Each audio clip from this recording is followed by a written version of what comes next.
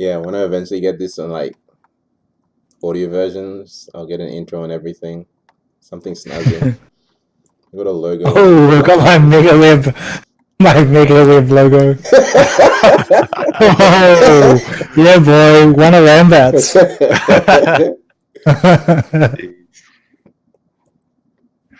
Nice. Just wait a couple more minutes. Just waiting for it to pop up on the Twitter. If you're posting again, that is. No, it's the tweet before was good. People like so yeah. Yeah. Is the floppy picture acceptable, Dan? Yeah. Yeah, that'll be great.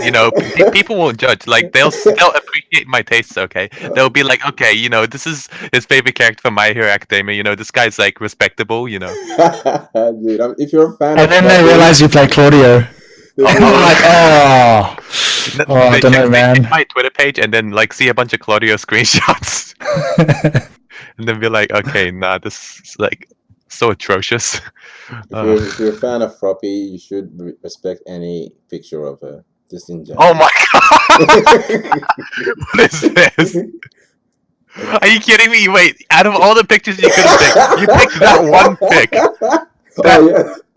What's wrong with it? What's wrong with it? I'm not like this is a podcast, and you're gonna pick that pic out of all the pics you could have used. I even sent you a pic that you could have used, and then you decide to use that pic. And I told you I picked that way before you sent me that, dude. If you want, I picked I picked the pictures here, buddy. If you don't bring a webcam, then I'm picking your pic. All right, that's how much artistic work it takes to get this done, man. That's a warning to every future guest. If you don't bring a webcam, I am picking your pic. You're gonna like it or not. So yeah. Oh my god. I do have a webcam. I just haven't set it up. Yeah, no, I don't have a webcam. What do you want me to do? It's like, am I getting punished for something like I don't have? It's so good. Something that's out of my reach. All right. Let's get started. Welcome everybody to episode 11 of the Beastcast. Wow, we are like well and truly in the double digits. I didn't think this would be going this long, but here we are. Today's guest, we are venturing to our neighbors all the way in New Zealand. We have Zarzob and DanBanter. What's up, guys? How we doing? Not bad. Pretty good. Just had dinner, so. Nice. Thanks for joining. Same. Had my fried chicken. Nice. I had prawn. What'd you? Oh, fried chicken. Yeah, bro. I've had some pistachios to make do until the podcast is done. So that's my pre-dinner. So yeah. Those are today's guests, guys. Thanks again for joining us. On such short notice. Alchemist is rendezvousing. He'll be here soon. I've informed him of the proper time of this podcast. I'm sure he knows, but yeah, he'll probably join us midway. Did you send him an invite? He's not online, so like he'll check it. Like he'll check and click on it. Like if he's on. So okay, well I'll do that at the very least. But I told him to message me. Like he'll jump online later. Okay. So yeah, the three of us will get started beforehand. Anyway, so yeah, let's get this on the route. On the lay down. Just for the folks watching at home, let's get an intro to our guests. Zarzob, we'll start with you. Your entry into the FGC, just a little bit about your history. Oh, where do I start, man? My history is yours. You got very long, man. So first off, start with what games you play and how you ventured into the FGC. Oh, so I play Tekken and Street Fighter. Street Fighter more recently, even though I've been playing it for a really long time. But I think when it started was around Tekken 5 or Tekken Tag 1. In the arcades I used to play.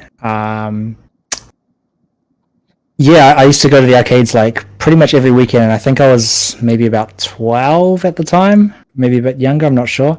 But I was pretty quiet. I would just go there and play games. I wouldn't talk to anyone. But I just loved Tekken, and I used to play Tekken 3 right after school.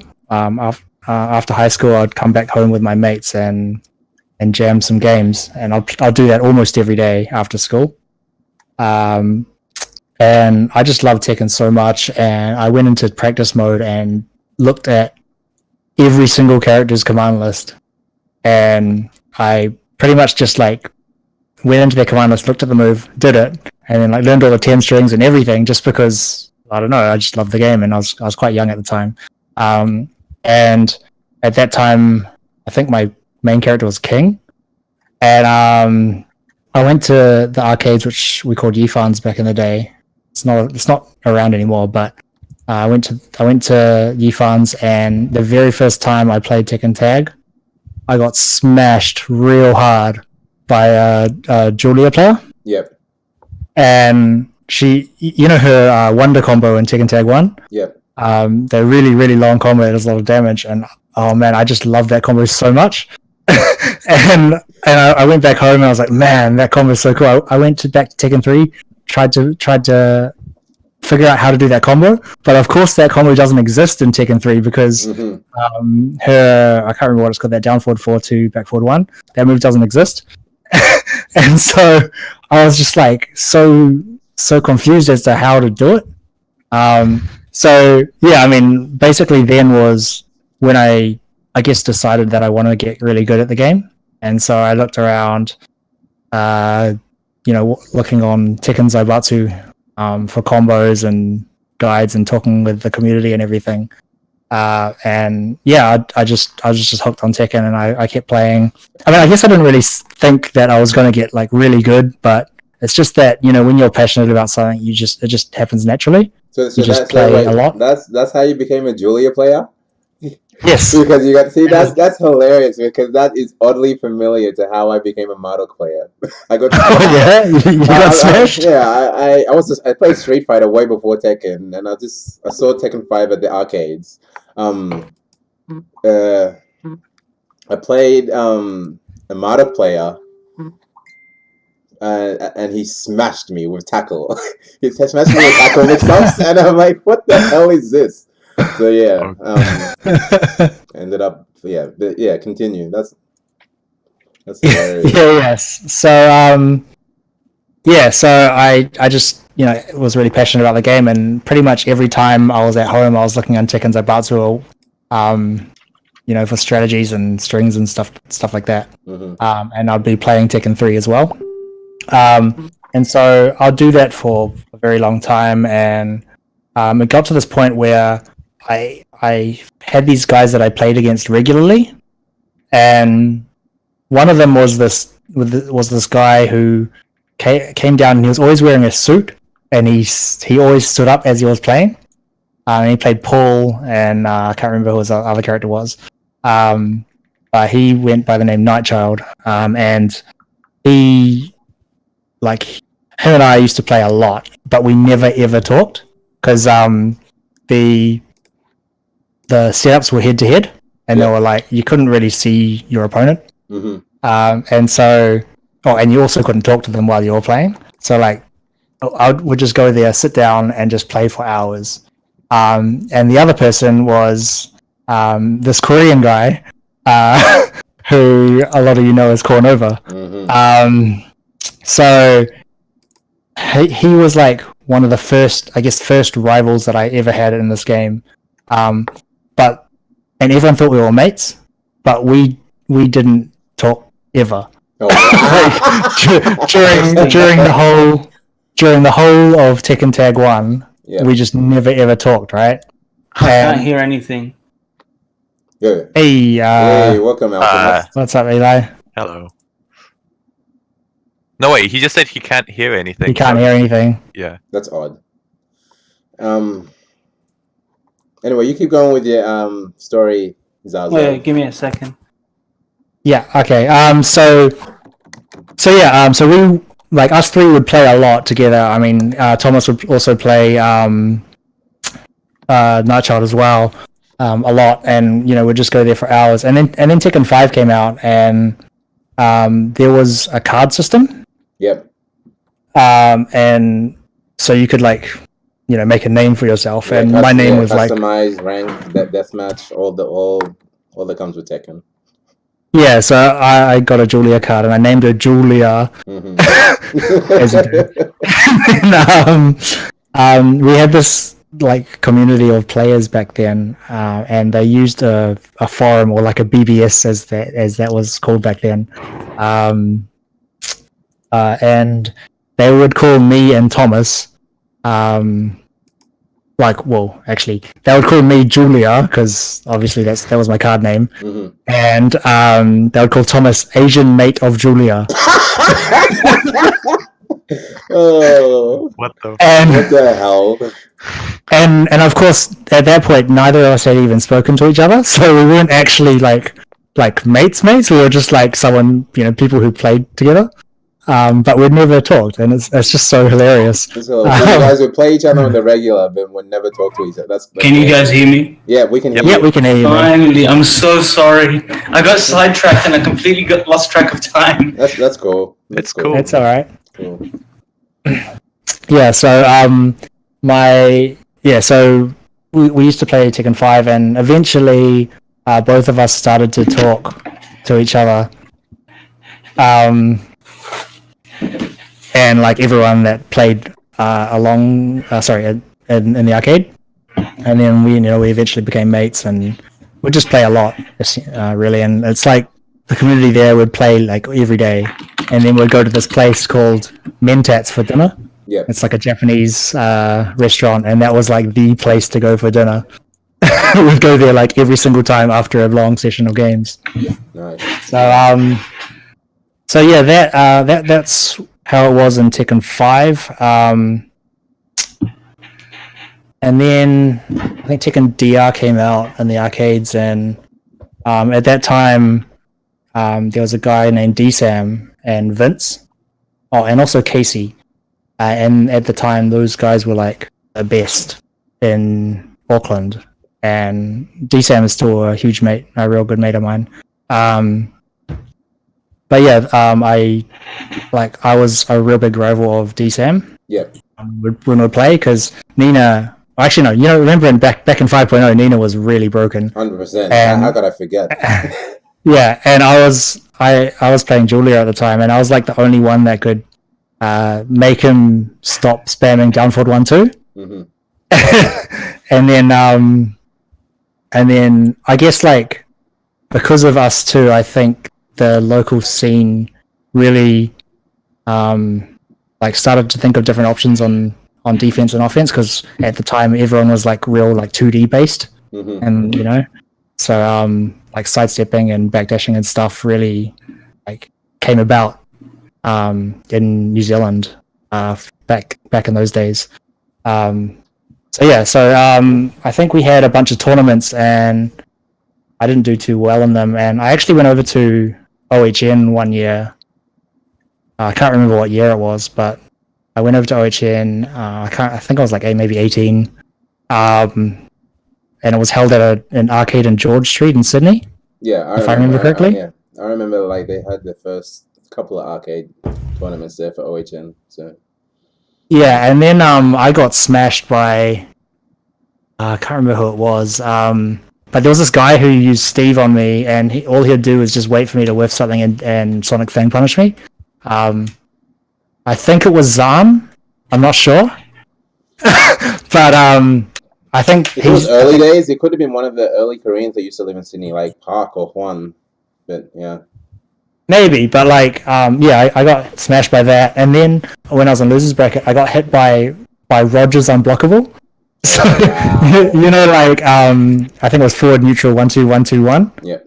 And so I was sidestepping, right, and I was literally behind him, and his unblockable track's like 360 degrees or something. I don't know what it is, but it hit me, and he pretty much turned fully around and hit me. And I was like, oh my goodness, and everyone else was really surprised that hit. And then I just lost. But yeah, I think that was my first big tournament I've ever like entered, and traveling to Australia for that. I don't even know why I did it, to be honest. I guess I thought I was real good, but we all do at that stage. We all do, trust me. Yeah. Yeah. And so yeah, I mean, I think the Tekken scene kind of died down a bit after Tekken 5. A lot of people that played Tekken 5 didn't like Tekken 6, which is unfortunate. But I went on to win the 2008 Nationals in. It was hosted by Time Zone and partnered with Namco, and so I went over to Philippines. I won a trip to Philippines then, and I played with Andrew Lucky Strikes. He was over there as well. And yeah, that was really good fun. And my family came over too because they wanted to piggyback along with with the ride. Nice.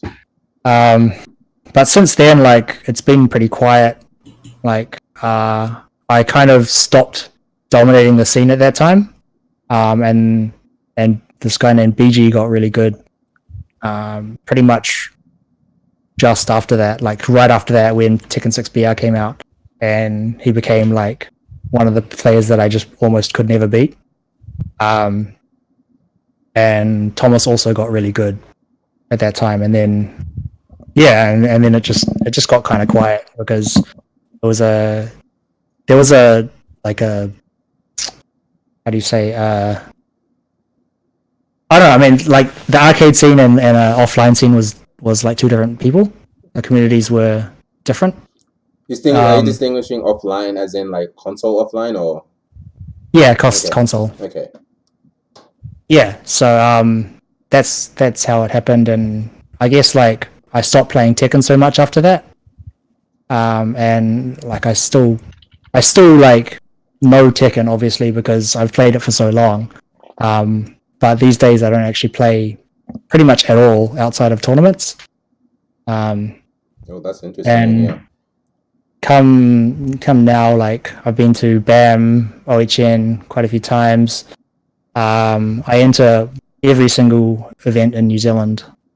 I managed to place high, but it's really tough to win just because, like, I've got legacy skill, but I don't practice enough to really be familiar with everything, especially with like new characters and stuff. Mm-hmm. So yeah, and I also play Street Fighter. I started playing about the time that Street Fighter 5 was announced. I've always been like a casual Street Fighter 4 player, or just Street Fighter player in general. But when about the time Street Fighter 5 was announced, that's when I really started to actually try to get good. When Street Fighter 5 was released, I think my results have been pretty good. I've won a few majors. I've gotten close to winning quite a few majors as well, losing to Ghost Chips most of the time. But yeah, I just managed to win a trip to Paris from Red Bull Kumite last weekend. Cool. We'll get into that soon. That was one hell of a long intro. Thanks, man. Yeah, I had no idea how to like to segue. Stop. It's all good. Dan, just let's get a little bit of history on you. Not as long as Zarzob. Because I don't know. Depending on who you ask, not everyone knows, but how just your brief history into the FGC. Well, I didn't when I first played Tekken, like, because I'm like part of the newer generation. I started off with well, not even online at this point. Like, one of my old friends had like Tekken 6 on the PSP. Yeah. And so like I played a bit on that, and then I had one of my old PSPs that I had when I was like like 3 or something. I don't know, when I was really young. Anyway, so one day I asked my dad to like take me out to EB Games and then like get Tekken 6 for PSP. Yeah. And so, well, no, at first I got a Tekken 5 DR on PSP. Yeah. I just played with Horang. My sample combo was 3-3-3-3. That was a launcher, like not natural combo, but like it was a launcher. So it was like 3-3-3-3, 3-3-3-3, which was like a legit combo, like.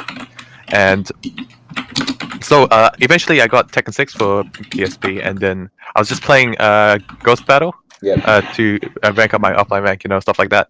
And when I played an arcade battle, I fought like, you know how Tekken 6 boss was like Jin, one of the bosses. Mm-hmm. And then when he was like charging up his aura to like rage, I was like, you know what, that looks really sick. You know, I'm gonna pick up this character, learn his combos, stuff like that.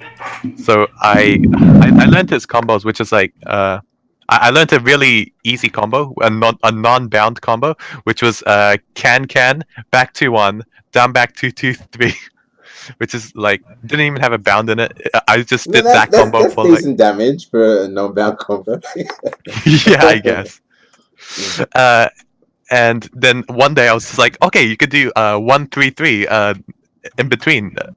So I was just like, okay, this is a bound, and that's the only combo I did. You know, if you do the same combo over and over again, you'd think like this is really boring, and then I was just like, no, it's actually it's actually fun. You know, I don't know why. Mm-hmm. It's really fun to me. And then for like quite a period of time, I begged my parents to get me a PS3 and Tekken Tag Tournament 2 Yep. because I only saw matches on YouTube, and you know what, the game looked really sick, Mm-hmm. and I definitely wanted to try it out. So they got me a PS3. I got Tekken Tag Tournament 2. At first, I did not know frames. I just I picked up the game. I went online. All I knew was combos. Didn't know frame data. All I wanted to do was get a launcher so I could show off my cool tag combos that I learned without even learning frame data. That's how everyone starts out, though, right? Yeah, that's everyone. Well, yeah. I mean, I saw a lot of people are like that when I was fighting like lower ranks in Tekken 7. Like these guys all knew combos, but they didn't know frames all that well. Mm-hmm. So yeah, I was like, I was quite a scrub. I got salty at online.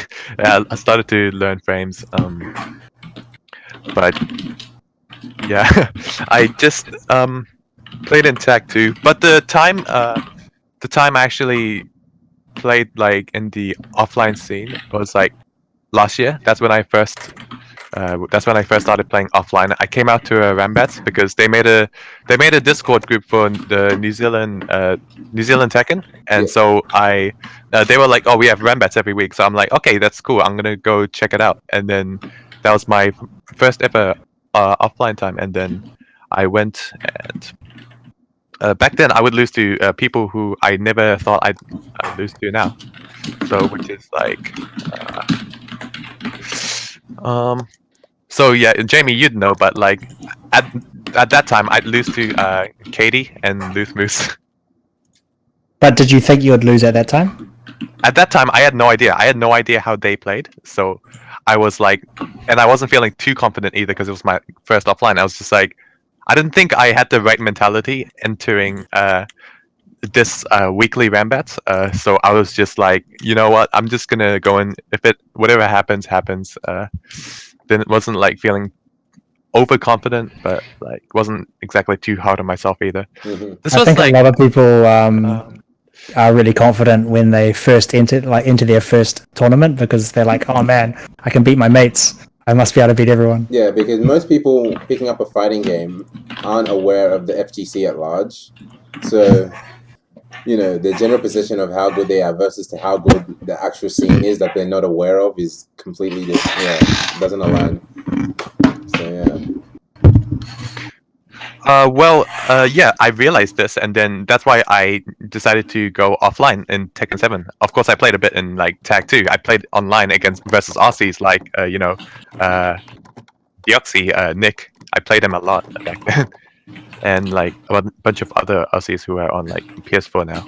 But yeah, I went to my first offline. I didn't do too well, but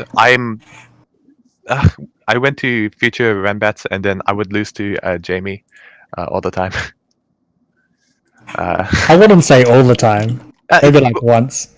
No, not even. Like I lost that one time you were playing Jack before you actually like picked him up as a main. I lost to him like 2-0. Mm-hmm. It was like it looked pretty free, and then I switched to Yoshi, and then I still lost pretty badly. I lost 2-0 to you. And I don't remember you ever picking Yoshi, by the way. Wait, you don't remember that? It was on an Infinite stage. It was on Infinite Azure. You played Jack. But I don't have the memory of you. You remember every single tournament you've ever played in. Wait, so you guys were playing well before, and the characters. You guys were playing well before Tekken 7 dropped, yeah? No, we played after it dropped. Oh, okay.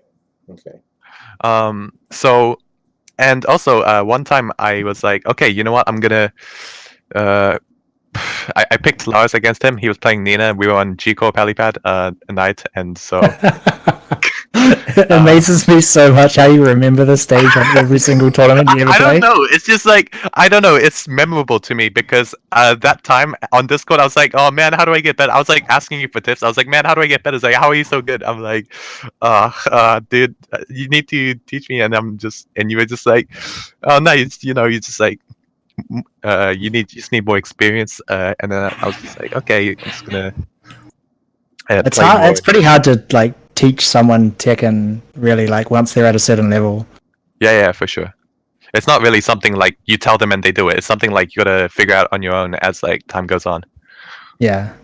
And then there was this Tekken World Tour in New Zealand last year, which was also the LPO qualifier. Yeah. No, LPO qualifier? Yeah. I went to that after like a few Rambats and all that. I somehow came top 8. I had no idea how. But Is it because you're good? No. Like this was this was like when I was losing to you in Rambats and all that. So okay. I see. No, but at that time, like right before that, I played it first time against Civil. And then I think my the biggest upset win was like from me was me beating Civil against his lead because like you guys would consider him like the villain type in the NZFGC. Oh yeah, definitely. He's beaten me at Rambats, and he actually beat me at that tournament too. Yeah, and so yeah, I was like pretty proud of myself. I kept on playing, came to Rambats, and then the New Zealand Tekken World Tour, I came top 8. This was when Saint came to New Zealand, so I was like, really hype. Had a first two with him. Got smashed at the time because I was still pretty bad at the time. I mean that's probably still might be the case now. Who knows? Saint's like a god, like a literal machine, like his character, but. But yeah, he's free ban. It's all right. you're telling me. Okay, like say okay, we get it. Same killer right here in this podcast with us right now. But yeah, in Tekken 7, I just feel like I've improved more in Tekken 7, mainly because at first I hated Tekken 7. I preferred Tag 2 over Tekken 7. I have no idea why. But now that I think about it, I appreciate Tekken 7 much more because, not because it's like an easy game or anything. It's more fun now, and it's not also because it's a game that everyone else plays. It's just yeah. You think it's more fun because you've had time to like understand Tekken as a game in general, or? Yeah, for sure. Like stuff like mind gaming. I learned all of that in Tekken 7. So it's like. You know what? The process was fun. That's all I'm gonna say. Okay. Fast forward to now, where you're one of the few sponsored Tekken players in Oceania. Actually, how did that come about? Sorry. How did that come about? Well, I think after I won that ISF qualifier that came out recently, they messaged me, and so they messaged me on Discord. It was like, hey, you want to meet up at this like breakaway dojo, and then basically met up there. They sent me the contract, and yeah, you get the rest of the picture. Mm-hmm. Nice. So no, that's good to hear about your history, because obviously, most Australians aren't keeping tabs with everything going on in New Zealand, and vice versa, unless you're entrenched into everything FGC. But you kind of did have that rumor going around of being a very heavy online player, but but hearing that you did have like those offline meetups, honestly, like I know it's a very ignorant view to have, but I thought this year's BAM was one of, if not, it was your first, if not one of your first offline meets. But yeah, obviously, again, ignorant view to have. Don't keep track of everything that happens in New Zealand. No, it's fair enough. It's fair enough. It was just my first international tournament. Okay, yeah. Nice. So yeah, good, strong showing from both of you guys. Let's fast track to BAM. Let's go back to BAM. Like we've covered it a couple times in the podcast, but it'd be good to hear your points on it. Both DanBanter and Zarzob. Tekken wise, how do you feel New Zealand was coming into BAM? Because from my viewpoint, there was a lot of online. We got the chance to play Tekken 7 New Zealand players a lot leading into BAM, and from my viewpoint, I was expecting a lot because you guys were quite strong and were quite under the radar. Dan? Oh, well. Wait, no, you go first. I need to think. Everyone can go. Dude, even Eli, if you want to chat, because I know you got some opinions on this. Well, I mean, from my point of view, like, I don't play online, like, at all. Mm-hmm. Let alone against Australians. I know that there is a lot of like good Australian players because I've been over there quite a few times, and pretty much everyone I played is, goes like pretty even, or maybe they beat me or whatever. Mm-hmm. So I know that going over there, that the competition will be a lot stronger than what it is in New Zealand. But I didn't know what to expect really because I know that there's a lot of players, but I haven't played any of them in Tekken 7 before. Mm-hmm. And since it's a very different game, it's just hard to say what's going to happen. And in a tournament, like, people can win that are unexpected, right? So, I mean, I think we did have a really strong team coming into BAM. For sure. Obviously, one of, like, probably everyone would agree that Thomas is Cornover is probably the strongest in New Zealand. And he was over there. It took a hell of a lot of persuading to get him there. That was his first time over there, yeah? Yeah, that was his first time over here. We had to, like, nag him to register, nag him to sign up.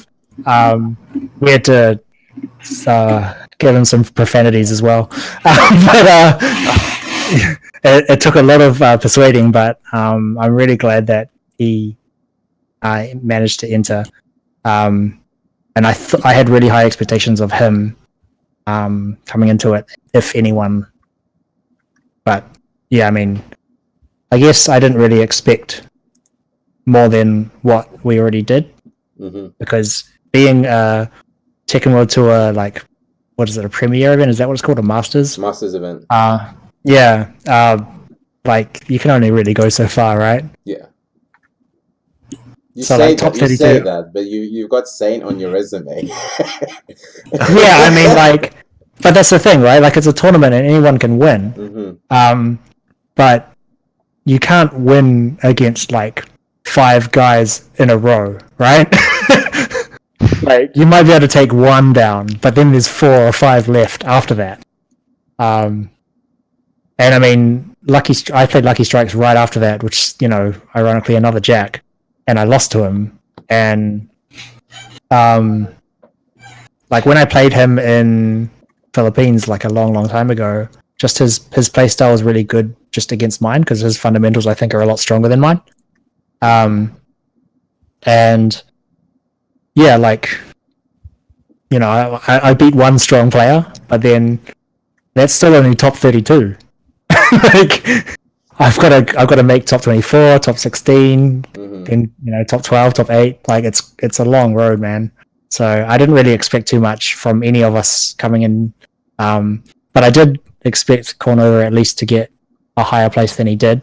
But I mean, it all depends on the draw, like of the bracket. Like I played against Dion, and man, he's really good. Yeah. Yeah. Dan, how would you judge your performance, given it like it was your first international? Not only was it,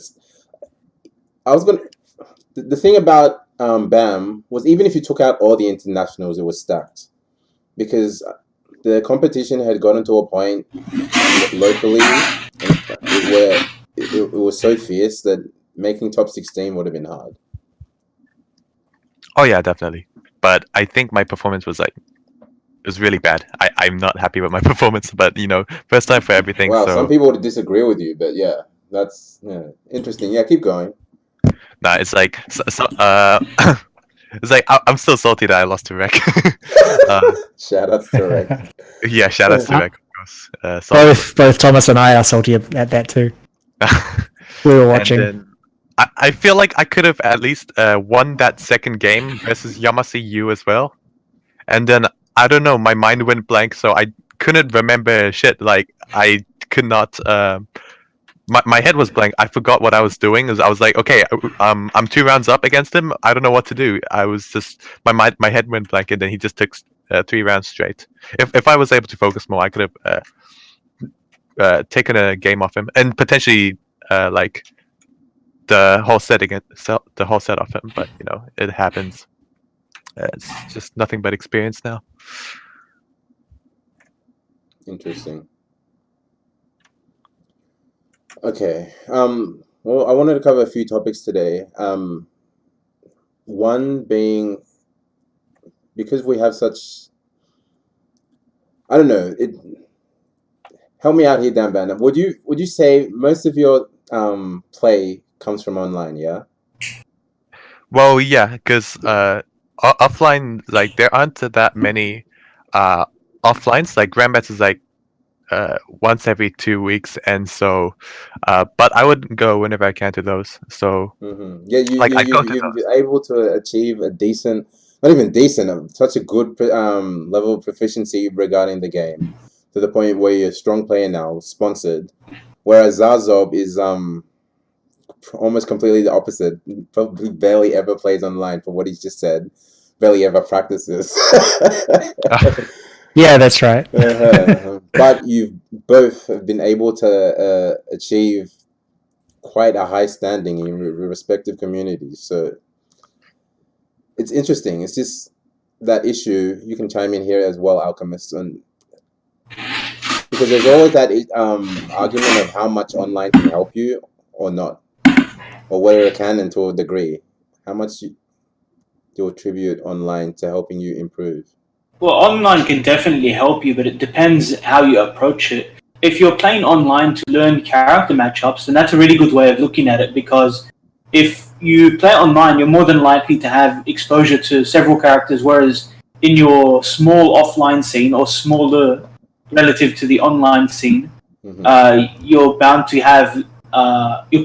run into less people, because not everyone might come out. Everyone might play one character max. Let's just say that. Whereas online, people, they rank up their character, then they can't find matches, so they go to the next character. And, you're playing the same person, and you see their style on another character. And you see what kind of moves they use, and how they value these moves, and these different things each character can do. And if you pick up on that, obviously it's a really good thing in the long run, because you verse one, like let's use Katarina as an example. You verse Katarina. You see what the core moves are, like down forward 1, 4-4-4, hop kick, whatever. Let's just throw these moves out. Yep. And you finally learn how to deal with them. You look at the move, you say, okay, this is what it does. I'm going to see what the frames are for it. And then, even though it's online, you still know what's going on. It might not happen the same way as it does offline, but it's still happening. So you go on to a next match, you verse another Katarina player, and you can apply the same things that you learned into that matchup. So if you use online as something to learn character, this is the main takeaway for me from playing online is learning to understand characters more than anything. because even if there's lag, you can still recognize moves and see what their properties are and everything. Doesn't matter if you're not punishing them on one bar, like no one's going to blame you. Yep. The point is you're seeing the move and you're seeing what it does. And if you're new to the game, it really helps out because you're familiarizing yourself with animations and seeing, is it high, is it low, is it mid, does it crush it in this situation, stuff like that. But is there any point with online where you feel like it's detrimental? Of course, I'm pretty sure it can be.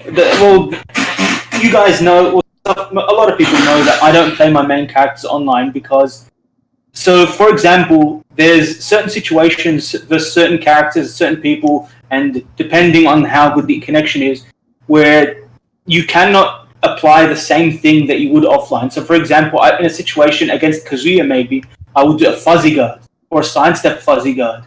And on the offline that works, but online there's no way for me to fuzzy guard it with the right timing. So instead I resort to a hard read or something of the sort.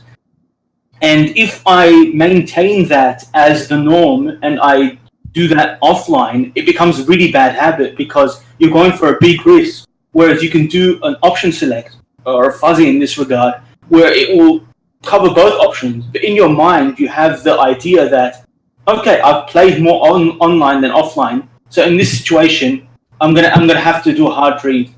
If you can separate the two, then it's a really good thing. But it's really hard, especially if you fall into that.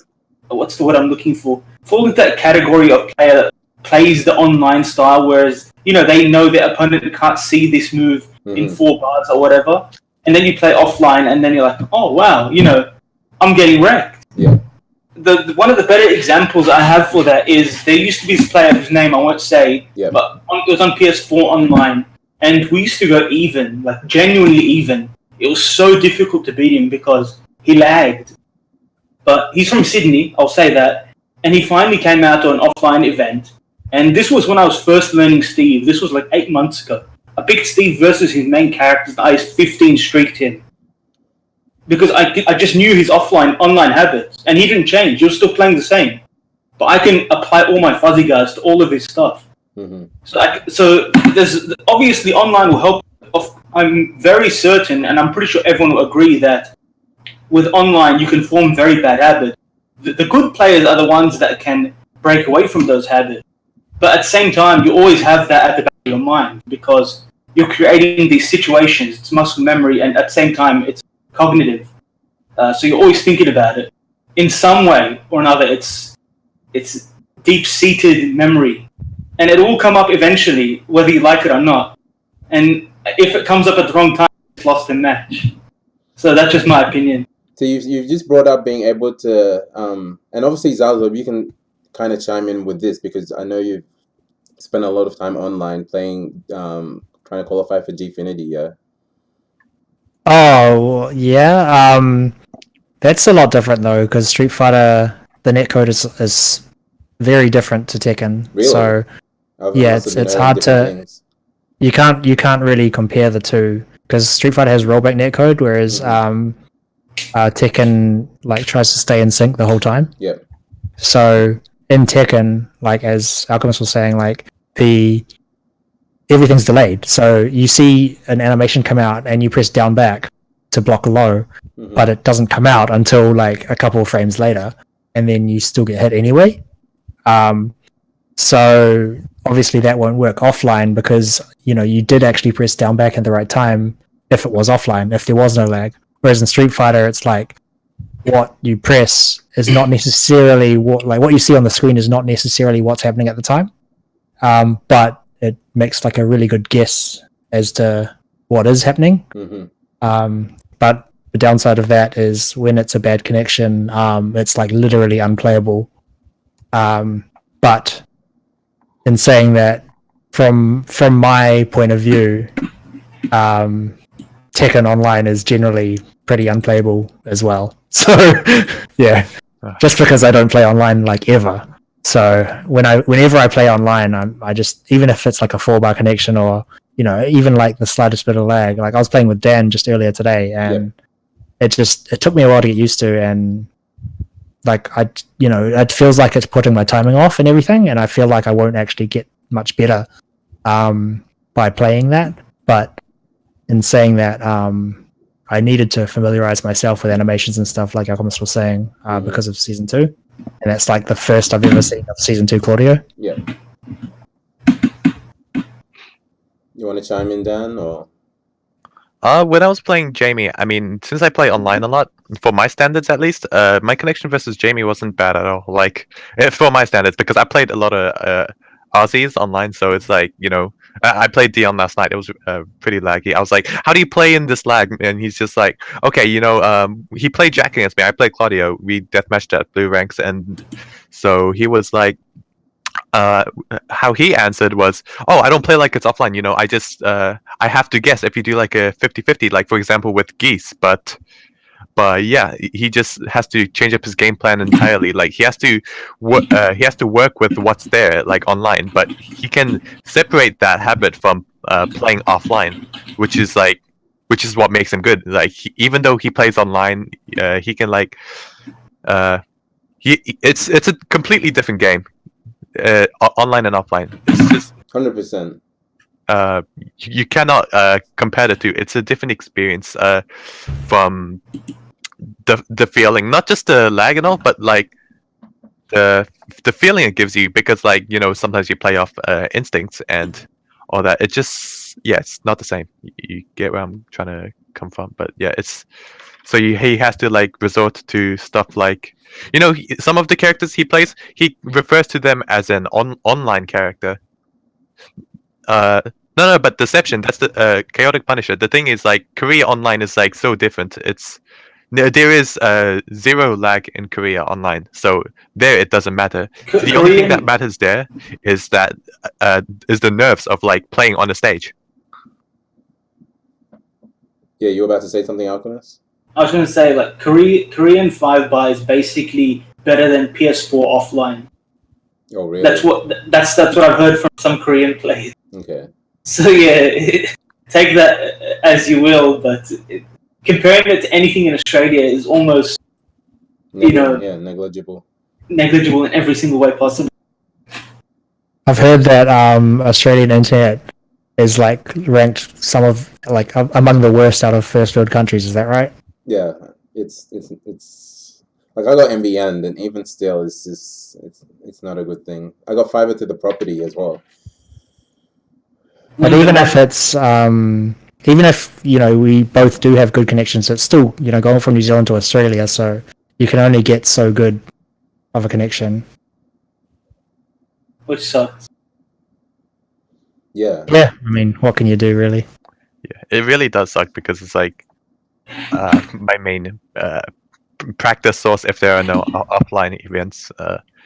But I try to play like it's offline online, which doesn't work out for me. But like I try to like, it's like Dion said, I try to, at times when things just don't work out, like my first kill timing, I just play more aggressively online, because like I don't want to have to deal with a mix-up like that I can easily fuzzy and avoid offline. It's just, like I said earlier, a completely different game. So see, but Dion's kind of unique in that, like, well, I guess he can do this because he's able to separate his offline playstyle from his online playstyle. And Alchemist, you hinted at this, not like, I don't know if it's part of the reason that you don't play your mains online, that you can't play proper Tekken online. Yeah, of course not. You will, to a certain degree, for the most part, rather, you can't really approach the game in the same way. So if I'm playing offline, I'll say, for example, against Dion's Jack, look, I'll do this move and then I'll fuzzy this situation. If no move comes out, then I continue with my offense with like 1-1 if I'm Kazumi or whatever. But if I do that offline, my timing could be off. I press a button that same timing as I would offline, but it comes out a few frames faster, and I lose because I can't see the animation of the move. Mm-hmm. So yeah, I don't know if that answers your question enough. What would you, because like you have people that have a different stance regarding online. You have people that will be like, I want to play, but obviously I realize I can't approach this the same way I would approach offline. So I'm going to change my play style to suit on online. and you have other people. It depends on what your goal is, right? If your goal is to get a high ranked online, then sure, you can change your playstyle to play online. But if your goal is to get good at the game, which is offline, get good results at majors and stuff, then you'll have to be able to either separate your playstyle online and offline, or just play as you would offline. Interesting. And it might not work. Because my personal stance is, look, I just have a very jaded view of online gaming in general. So I don't like going online and like having to change my play style to suit online. I would rather just not play. But obviously, you have to make concessions for people who don't have the opportunity to play offline. Like DanBanter said, their main practice source is online. So, like, if you're able to distinguish between your styles between online and offline, that's fair. But some people aren't able to break those bad habits once they come offline rather. So the main thing is that you're playing, because if you want to improve, you have to be playing to some degree. And if online is your only avenue to that kind of being able to play, then you have to take it. But eventually, we usually see online players head to offline, and they'll eventually, if they do, they eventually figure out for themselves that this might not be working, so I got to change. I got to do this now, and hopefully the scene around them tries to help the player out, because this is one of the things that doesn't really happen, or isn't really talked about much, is when an online player does come to offline, how often is that player helped? And like someone breaks down what the habits are, how they can improve their play for an offline setting. So as long as there's that kind of process happening, I think it's fine. But the main thing is you have to be playing if you want to improve. You can't just say, I'm not going to play at all. For me, I'm very lucky because I have a lot of offline, and I would not be playing online at all if I wasn't streaming. I play online for fun and to stream. Like that's it. That's pretty much it. I'm not trying to improve online or anything. I'm just trying to doing it for shits and giggles, if you will. Yeah, so, I know where you're coming from. Yeah. So when I see people say that, I have no offline scene, it makes me feel sad, because I feel even more lucky that I have. But if you don't have an offline scene, you have to play online. But the main thing is you have to make sure that you're learning from what you're doing, right? Not just autopiloting, not just doing the same thing every match, treating every opponent and every character the same way, not thinking about what your opponent is playing your game. Yeah, it has to be line up with what Zarzob said, what your goal is. It can't be all about that rank. Yeah, exactly. You have to have a goal. It has to be something where it's towards you becoming a better player, not just getting the higher rank, or not just improving your E points online or whatever it is.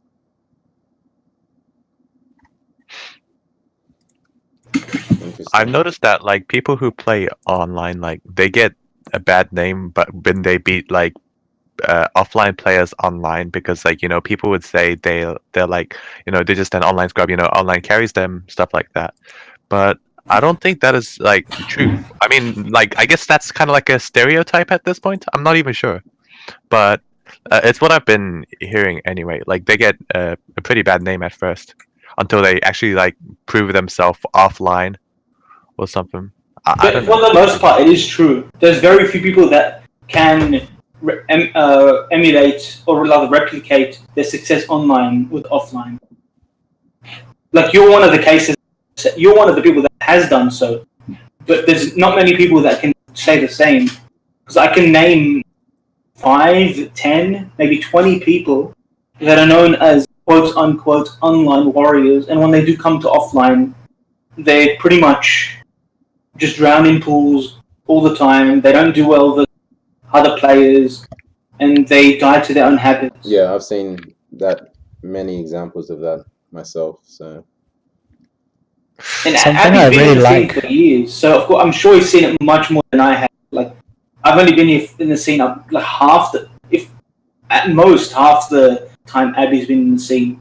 So I'm pretty sure he's seen it for a long, long time, especially when back in the day for Tekken 6 and the older games, online was even worse than it is now. God bless those people that played back then. Yeah, you were going to say something, Jamie? I can't remember what I was going to say now. All good. My bad. No, it's okay. All good. But see, I would think because for New Zealand, that problem wouldn't be as significant because your internet is a lot stronger than ours is. Oh yeah, that's what I was going to say. Something I really like about Street Fighter's netcode is that when you've got a good connection, like it actually does feel like it's offline. And of course, Street Fighter is a much faster paced game with you've got 3-frame moves, and 10 frames is actually considered a slow move in Street Fighter. So yeah, that's one thing I really like about Street Fighter's netcode. I feel like you can improve your offline game while playing online. Obviously, when it's a bad connection, it is actually unplayable. But like in Tekken, even on a good connection, to someone that lives in the same city as me, who is on a decent connection, like even that doesn't feel like it's offline. And the testing that Namco did for this netcode is probably like in Japan and Korea, where their internet is all like amazing, 100%. And so they're like, oh, it's fine. But like, what about people that live further away? What about people with less, with worse internet? And that's, I think, a lot of the reason why I don't play Tekken online at all. The thing is, like, when I met up with Ulsan and like then I met up with Ulsan and Rangchu and Lohai at when I went to Melbourne, and then they were like, oh, okay, so you guys don't really like focus on online ranks too much, and then I had to like tell them, well, yeah, because the netcode here is like pretty trash, it's just not the same. And then so like they were surprised when I told them this, and it was weird because for like Americans anywhere else, like it was the norm, like online ranks did not mean anything, whilst in Korea, like you'd be considered to be like pretty impressive if you like got these high ranks. Yeah, if you pay attention to Tekken stuff on Twitter, like the Korean ranks are highly publicized. So I guess it's all. I think in Street Fighter, rank is really meaningful as well. How so? Like, explain the rank system. It's pretty much similar. Oh no, it's completely different. It's like an ELO system, I think it is. I don't actually know exactly how ELO works, but I guess the idea is if you lose to someone that's way lower than you, you lose a lot of points, and if you lose to someone way higher than you, you don't lose as many, kind of thing, right? Oh, that's true. And the other way if when you win. So that's how the rank system works. It's nothing like Tekken's one. To be honest, I don't know which one I prefer. I probably prefer Tekken's one because when you're playing online and on Street Fighter, you get like a 10 win streak, and then you verse someone that's way lower, and then you lose the whole 10 streak worth of points. Yeah. Which is really frustrating, but I guess it promotes consistency, whereas Tekken promotes you being above 50% kind of thing.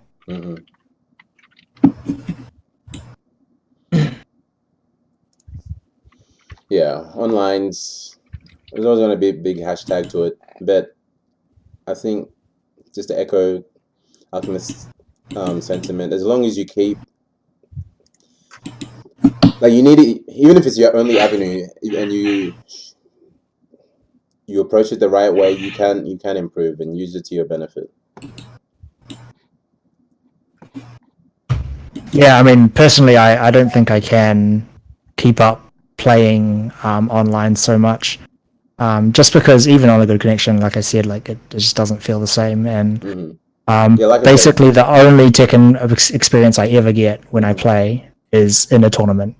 Like I'm not exaggerating here. I'd never play casuals. So yeah. Because of time or lack thereof, or because I wanted to bring up next New Zealand, with the New Zealand scene, you guys have a lot going on in terms of offline, not just casuals, rambats. You have more majors than Australia does. Oh yeah. So we have Rambats in every major city in New Zealand. I think we have 3 seasons. I think there's 5 Rambats each season. Yep. And it's every 2 weeks. So that's quite a few during the year.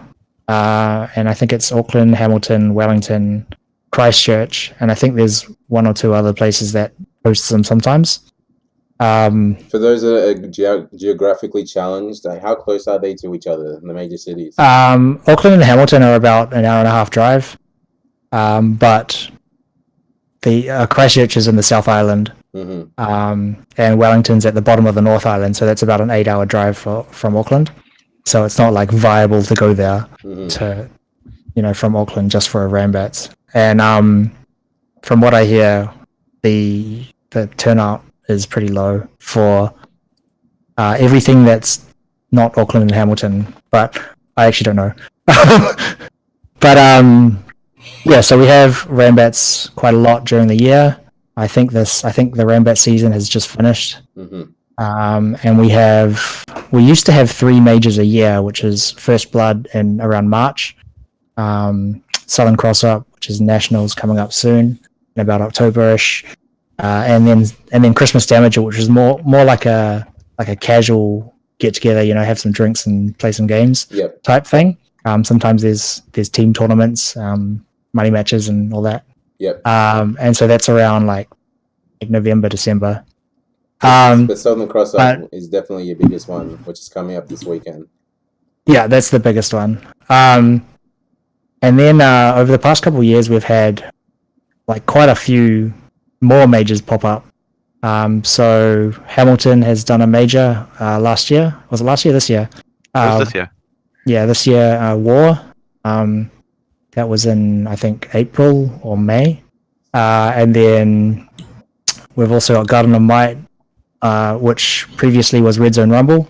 Yep. Oh yeah, I've heard of them. Which is in Christchurch, and there's been 2 of those, 2 Red Zone Rumbles and a Garden of Might.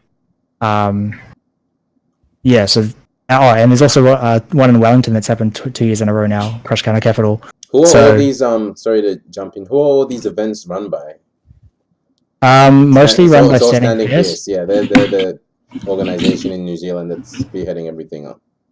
Yeah. But Standing Fierce has a whole bunch of people with them, and the one in Wellington's held by Expansion NZ. This guy named Jackson.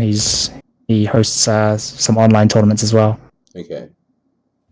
But yeah, we've got a lot of majors, and sometimes it feels like there's too many, and it gets pretty tiring when you go to all of those majors, plus like when LPL hosted their tournaments, like it was really exhausting. So you feel like there's almost a tone of oversaturation? So yeah, kind of. That's interesting, man. Most people are gushing for more FGC opportunities. I know in Australia they are. Yeah. I mean, in Australia, what they have MEO, Cyber Gamers. Yeah, MEO just started. You can't even count that because that just started this year. Like, so they've got BAM and they've got OHN, except not this year. Not this year.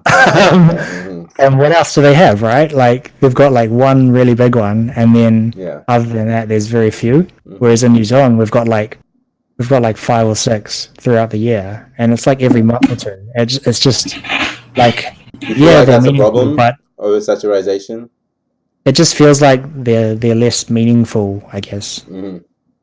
But I mean, it's cool. Like they're always really fun events, and they're always well organized and everything, and I love going to them. But it's just after the tournament, you're like, oh crap! Well, there's another one in like 2 months, so it just feels like there's not that much time to practice, I guess. I feel like you'd also, if they were too close to one another, saying every 2 months, I think that's fair. But if they're very close to one another and a lot of Rambats, a lot of majors, a lot of events in between, you get burned out. Yeah, definitely. Because I definitely got burned out. Sorry, go on. During LPL. Oh, really? Wait, how long did that? So aside from all of the tournaments that happened during the year, there was LPL, which had a bracket which happened like pretty much every single Wednesday for I think 4 weeks in a row. Oh, okay. So every Wednesday for 4 weeks in a row, and then on the last Wednesday there was another tournament, which was the Tekken World Tour one on the Saturday, and then after that there was the LPL like New Zealand versus the world kind of thing, which was when Saint was here, and that was on the Monday. So like there was a tournament like 4 weeks in a row, and then there were 3 tournaments in like 7 days, and then well, actually no, the first tournament was just like the end of the original one, right? So we had like a top 16, and we played like one round on a Wednesday, and then the next round was next Wednesday, and then the next round was next Wednesday. Like it's like one tournament split up. And then we had the LPL, which was like a full day affair, and then we had the one on the Monday, which is also a full day affair, and then after that we had like the next week I went to OHN. Oh, sorry, was it OHN or BAM? I can't remember. But like it was just so much, man. Yeah, you can definitely feel get burnt out. Like if I know I felt that. I feel like I wonder how the actual pro players do it. The sponsored players that travel like every week or every 2 weeks throughout the whole year. Well, see, I think like it's different in their cases, because not only do they have the different scenario of being sponsored, so it's almost like not just a jobby, but kind of like slash their job. Yeah, it's different in that sense. I was just going to say earlier, just from experience, because for the longest time before I started streaming consistently, and even when I started streaming consistently, I had been playing every Wednesday, Thursday, and Friday offline, and like 3 days in a row, and each day was minimum 5-hour sessions because of Wednesday BKB, Thursday's PZE, which is like a weekly tournament, and Friday is Tekken night at BKB again.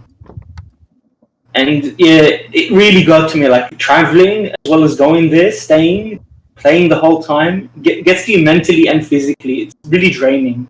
And that's just local, right? Yeah, that's local. That's like 30 minutes away from my place. So yeah, it's just local enough. It's not like a big tournament where you got nerves and everything. Yeah. So like, you know, you have that, but they're actual tournaments, like big tournaments with decent prize money and stuff. It's just, it does get like a little tiring. It's hilarious to hear from you, Zarzob, because just based on the fact that you tell me you don't practice at all. Well, I don't. The only time I ever play is during tournaments. Yeah, but meanwhile, you have enough goings on in New Zealand to get tired out from just that. Most of us are. Oh, it's not tiring. It's not like getting burnt out from playing. It's just like it's exhausting, just physically and mentally. Not because I don't want to play or whatever. It's just, you know. It's just like you're traveling. I travel to Hamilton, and then I travel to Wellington, then I travel to Christchurch, and even the local tournaments is like a lot. In that sense.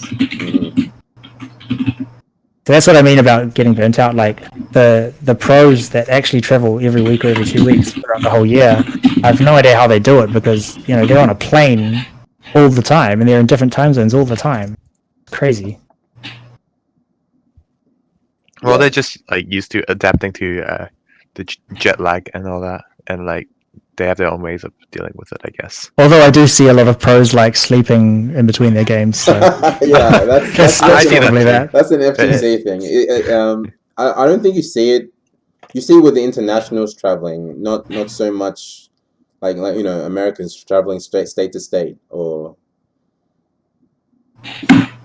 But yeah, you can definitely feel burnt out.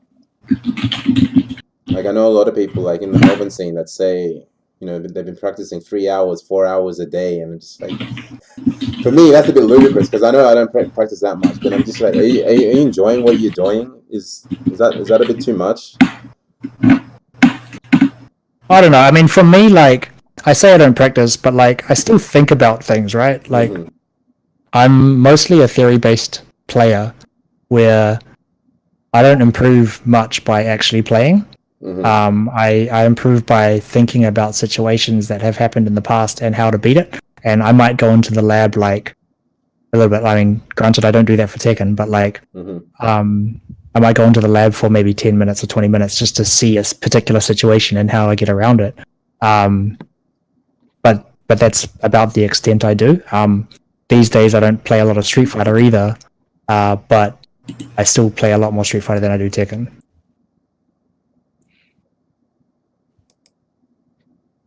I feel like it's the way that I improve, at least, just by thinking about it rather than actually playing. Those are the only 2 games you can play competitively, yeah. Unless you count Fortnite, yeah. Doesn't count. How about yourself, DanBanter? Well, It's just Tekken now. You haven't ventured off into any other different games?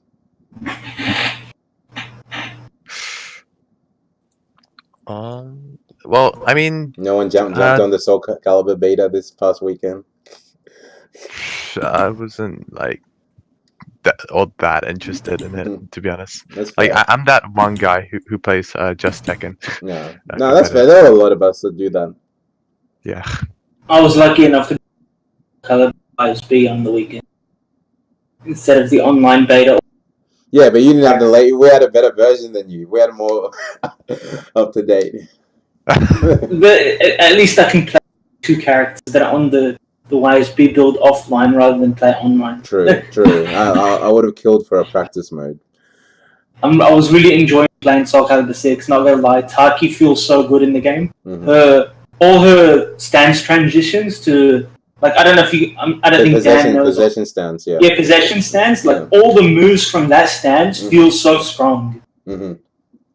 And she has this one where you press A, which is like light, or what they're going to call it, in your possession. So if you do like certain strings into possession stance into light, it'll beat any retaliation because it's fast. But then there's a mind game. So I felt like it was a really, really good mind game that feels like something that happens in Tekken. It's similar to like a 1-1-2 with Mishimas, where people will try contest after 1-1 on block, and then there's this last hit. So I don't know, it was kind of interesting. Because I've never played Soul Calibur at a really high level, but I always wanted to. Yeah. And when I finally got like going through the move list and discovering the new moves and all these characteristic properties for them rather, and I was applying what I know about Soul Calibur, I was like, so there's a lot of similarities in terms of just the base gameplay and how moves function in neutral. Because I've played 2D games and I can't really think about 2D games the same way as I do Tekken in terms of buttons. I can think about it like the neutral game. Like my opponent will do this maybe, so I have to react in this situation. But for buttons and the mind games with buttons, it's completely different, I think. Yeah, jumping from game to game can be difficult, and which I find is very intriguing, Zarzob, in your case, because Street Fighter and Tekken are so different that you're able to achieve a good level of both in New Zealand. You haven't been able to take anything from one game to the other, or it's just been simply separate on their own. I think playing Street Fighter has helped me in Tekken because Street Fighter is heavily based on neutral game, and because the moves are a lot faster than Tekken, you need to react a lot faster, and so like my whiff punishing game was pretty poor, I would say, before I started playing Street Fighter, and when I started playing Street Fighter, like I got a better idea on what spaces that I need to stand at and what buttons I need to press in case I see things, stuff like that. But in terms of the other way around, I don't know if it has actually helped. Like I don't think I can bring any Tekken knowledge or strategy to Street Fighter. 100% different game. Because like I think in terms of fighting games, Street Fighter and Tekken are like so different that it's pretty hard to, mistakenly do something in Tekken that you would do in Street Fighter. Mm-hmm. No, even playing Akuma is like so much different. This is just the observation that like it's not rare to see people excel at multiple fighting games at a good level. It's just rare to see those two games be Tekken and Street Fighter. Oh really? Oh, what about John Ding? There are exceptions. I beat John Ding at BAM actually in Street Fighter. Nice. I think the player is the best at like Street Fighter and Tekken at the I've heard of him. His name is Just Fog. Mm-hmm. He's top one of the best Guile players in the world. And he's number 1 ranked Guile in Korea. He also plays Ryu. Okay. And he's Tekken True Tekken God with like 4 characters on Tekken. And he's the highest rank on Street Fighter as well. Oh wow. Jeez. It's the same thing with 201, is an ANA player in Tekken. And he's also the highest rank with Mika on Street Fighter Online. So yeah, like those two, but they don't compete, so you don't really get to see them. But they're the exception about playing Street Fighter and Tekken at the highest level. Mm-hmm. I was actually really surprised that 201 played Street Fighter. Like I only found out about this recently that he did. He played Mika. I was like, wow, that's so cool. He was like one of the people that I guess I looked up to back in the day for Tekken. He still plays Street Fighter, even though still see him play on the stream. Yeah, I know. But it just surprised me that I found out, like, when I found out that he did. Yeah, but you can tell he likes the game. Yeah, I understand. Because when I found out too, I was shocked. Because especially when I found out how good he was. Because he's obviously put in some time to the game to improve, but I don't know what his previous experience with Street Fighter was. Mm-hmm. Well, that's the good thing about like online play these days. Like, I guess Tekken in Korea is also really good, but Street Fighter, like, I think the netcode is like a lot better in terms of getting better and prepared for offline play. Like I said, like it's got rollback netcode, and quite a lot of the time that's really bad. But when it's good, it's really, really good. So yeah, that's what I like about Street Fighter netcode, and people can get really good by just playing online, and then they'll come offline and they'll play exactly the same as they do online, and they'll get results. You want to know something funny about playing multiple games? When Dragon Ball FighterZ first came out, I put a lot of time into it. I was having a lot of fun playing the game. Yep. And I hadn't played Tekken for a while because I don't play online. I didn't have anything offline. This was after we came back from Japan for Evo Japan, so I was a bit burnt out from Tekken. Mm-hmm. So I was spending 6 hours a day at the arcade. So like I was playing. So I came back and DBZ had been out for like a week or so. I played that for like a solid week or two, and then I finally played some Tekken, and I realized that I'm holding down back in Tekken to block because you do that in Dragon Ball Z. Oh no!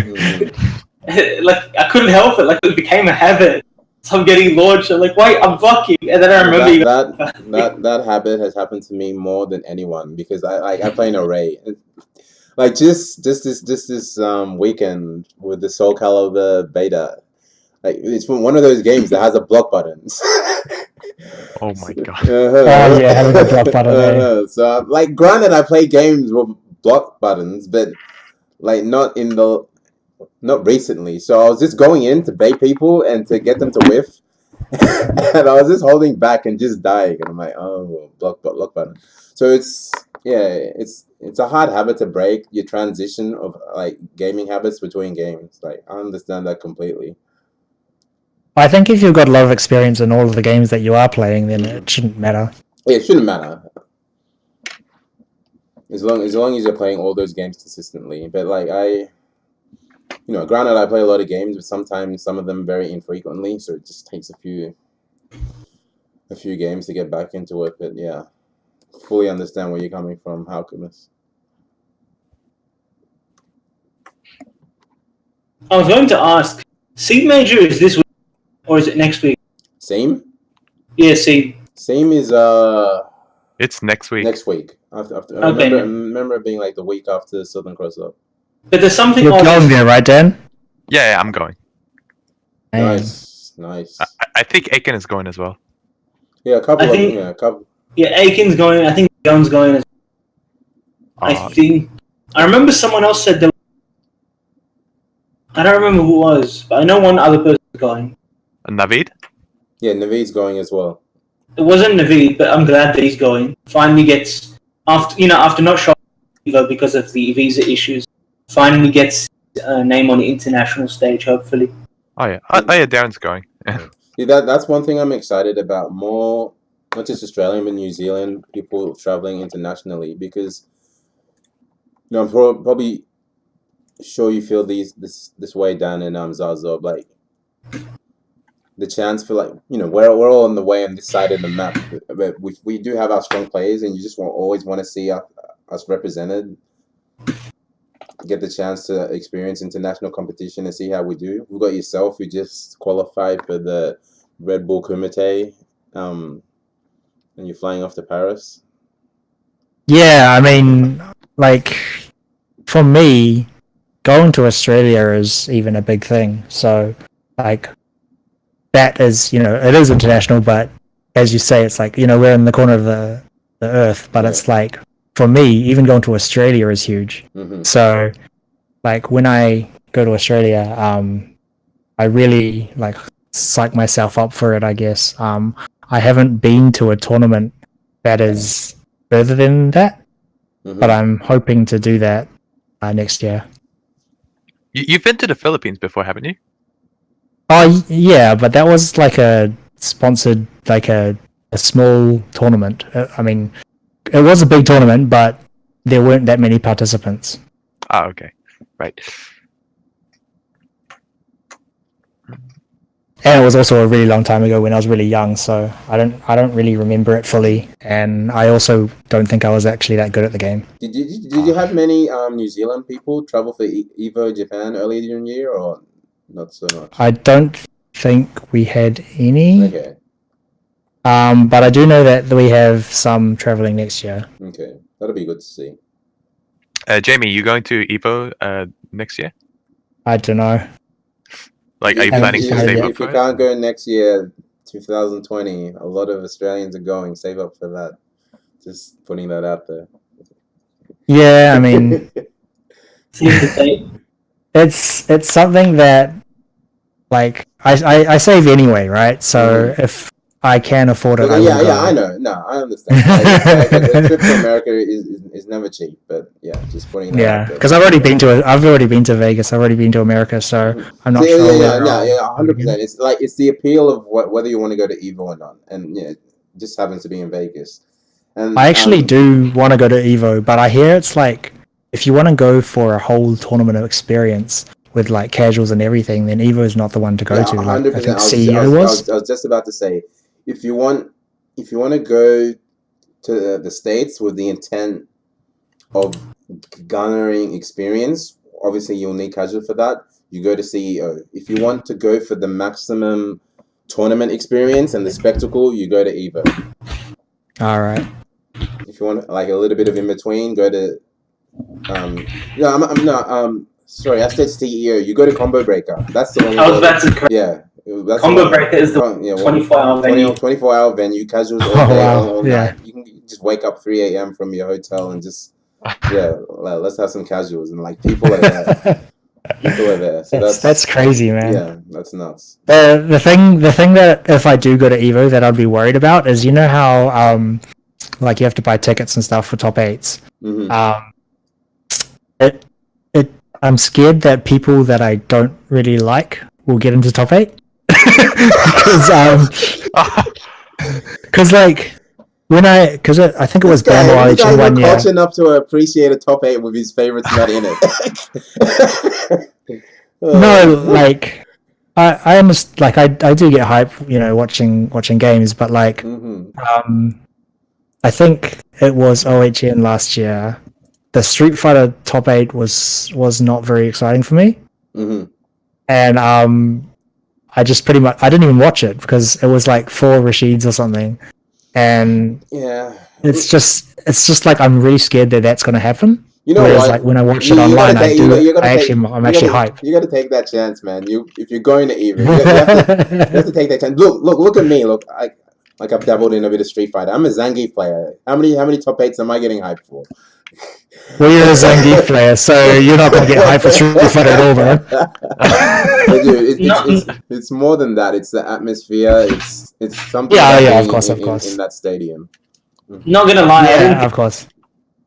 When Jamie mentioned it, the fact that you're paying for a top 8, you pay for a primetime seat, and it's just like 10 Jack plays in top 8 or something.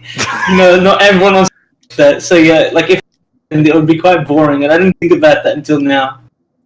I understand what you're saying. I love the game and stuff, and I appreciate that. Okay, well, here's some what characters are top tier, some characters are boring, but if like Tokido doesn't get in, or Valorant or someone, like I wouldn't want to watch it as much as I normally would. Okay, well, here's what you do. Either one, make sure you make top 8 so you don't have to deal with that. or two, when you go to EVO, just wait for Smash to be done and get a ticket off to Smash people who are leaving and won't stay for FGC stuff. That way, there we go. Problem solved. I don't know. Like I would attend regardless, but it just depends on who's in it, which determines how hype I am for it or how excited I am for it. Who do you like watching in Street Fighter, like as a player, not the character? Like, who's your favorite player? Probably Valorant. Oh, okay, fair enough. He plays Cammy, right?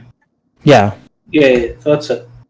There's a lot of players that I really like watching, so I think I'll be pretty safe in terms of like, having people that I like in there. But who don't for example, you like watching? Just any Rashid. Really, you don't like that character at all.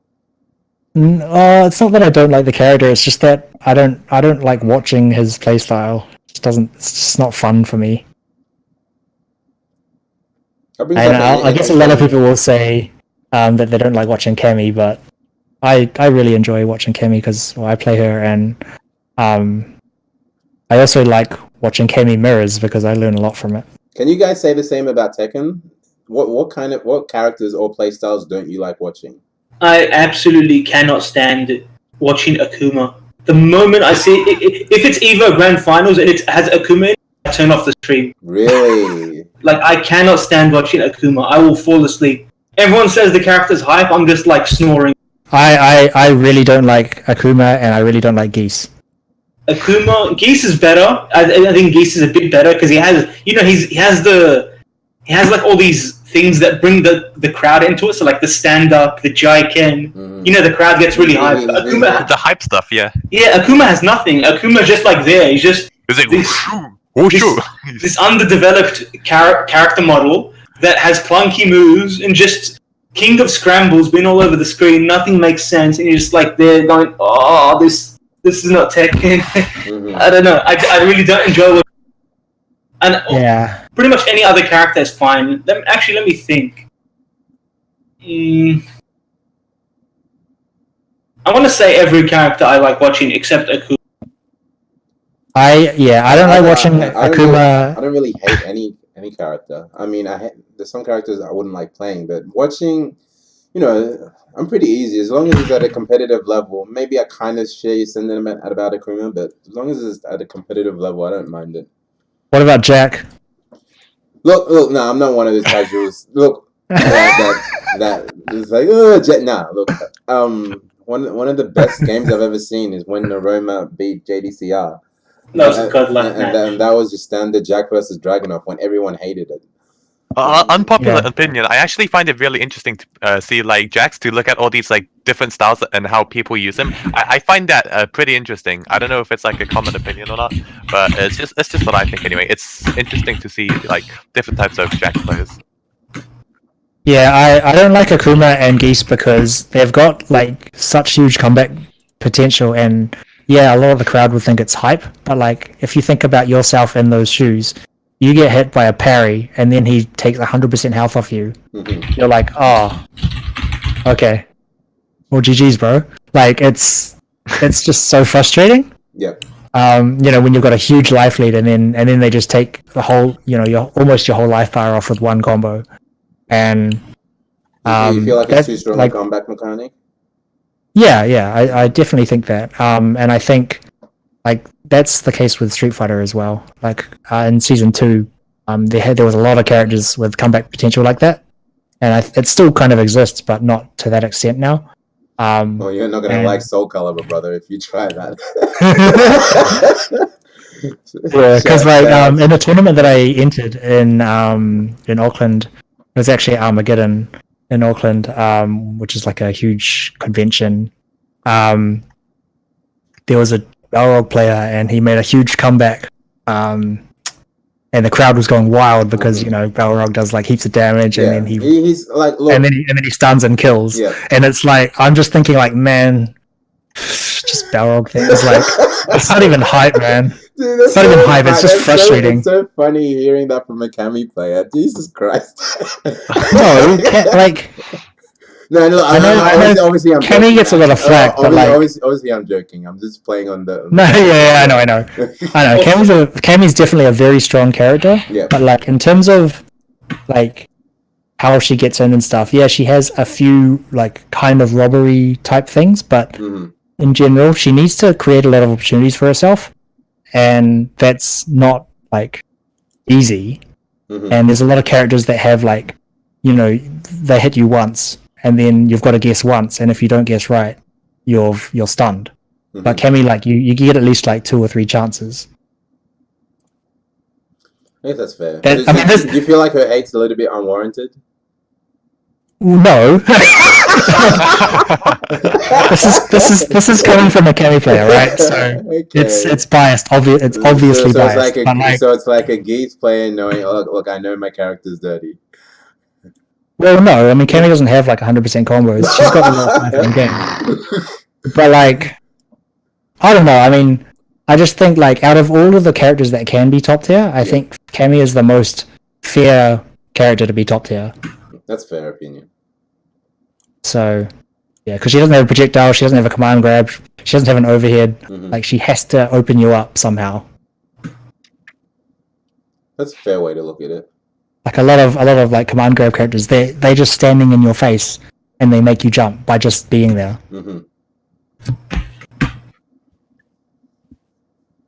How do you feel like you've obviously been playing Street Fighter since season 1? How do you feel like the place it's in right now? I don't know. I think it's getting a little stale with the characters because there's like there's the top 5, right? So there's Akuma, Kami, Manat, Guile, and Ibuki. And then maybe Rashid. Like, can I just ask, is that a clear top 5? Yes. Okay. Like almost everybody agrees on that top 5. So what is it again? Akuma, Kami, Manat, Guile, and Ibuki. Yeah. Okay. Yeah, I can kind of agree with that. I see that. And then after that, there's like maybe Rashid, Bison, Abigail, and a few more. But like, aside from those 5 characters, it's not like.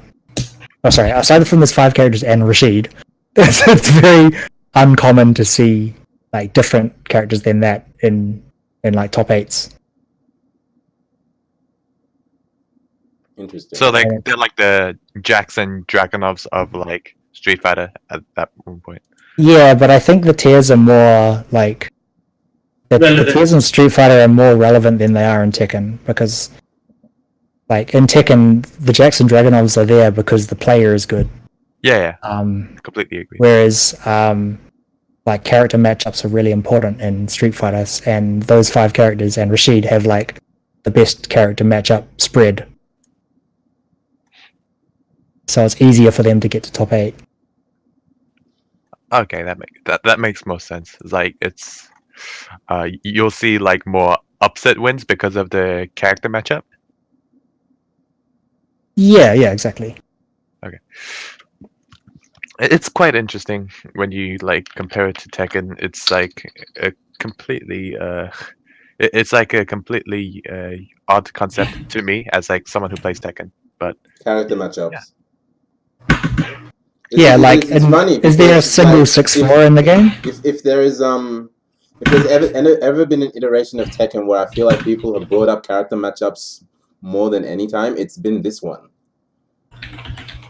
What's the worst character matchup in the game? Is it Akuma Jack? I'm not sure because I've never, but you hear it talked about. You know, people make the argument like you'd always have to ask him that, you know, Knee is a Knee relies heavily on counter picks, but he, like, you know, some people say he plays against the player, not the character. He said that himself on his stream. Okay, there you go. Yeah, but he's really good with every character. So like, not only is he good at every character, he's also really good at the game. So, I mean, you can't rely on character matchups to win you this many tournaments, right? Yeah, obviously, and like even a 6-4, like I've seen. I don't know how many times I've seen Snake Eyes in the olden days beat a Sega with Zangief, and that's like a 6-4 or a 7-3. But yeah, it's ridiculous. Yeah. But I think like in Street Fighter V, the concept of matchups is way more important because there's no such thing as focus attack. Look, there might be matchups in Tekken, but I don't think it's as prevalent as other fighters. It just creates situations that become that make the character matchup favorable in certain situations. That's it. It doesn't affect the match as a whole because there's way too many options at any given time. 100%. Yeah. Like if you want to like sorry, go. There'll be like a character that gets like a down 4 and a character can't punish that. Like I think Devil Jin's down 4, Steve couldn't punish that in some Tekken. I can't remember if it's still now, but like that's like it. That's all. It's not like a huge, you know, game breaking thing or matchup losing thing. Like from personal experience, when I play Steve, one of the hardest matchups to play is versus Law, and I'm not versing just any Law. I'm versing Lucky Strikes, who's arguably the best Law in OCE. Yeah. So when I play him, he knows how to exploit every single weakness in the matchup. And if you guys don't know, like when I punish Law with 1-1-2, like I'm on +4, but it's bad for me to be on +4 versus Law because I have punch. He has a punch parry that lasts 60 frames. Best I get is probably a low that doesn't even knock down. And if he doesn't do anything, then I have to risk going for that low. He has down 2-3, which I can't launch. All I do is get 43 damage on it. There's so many like variables, and then it just comes down to mind games. It has nothing to do with the moves. You know those moves exist, but you have to think ahead. Is my opponent going to use it in this situation? So when you break it down like that, yes, there are those situations that are affected by the moves, and in that certain situation and circumstance, that character is favored. But it's just like a small percentile of the entirety that is the match. So it's almost irrelevant to even think about it that way. Yeah. I think it's just a good thing about Tekken's game design, which makes matchups not so important.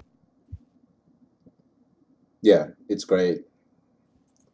And usually when there's a situation that's bad for your character versus another character, your character has an option that usually deals with that thing well. So for example, like going back to the Steve versus Law has a punch parry. You have a really good move to check him, which is side weave into shoulders, which are plus on block. Mm-hmm. And you can't punch parry that.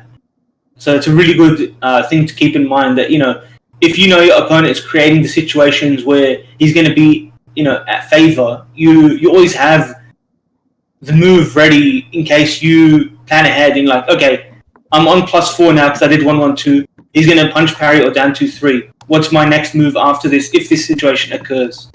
And you go from there.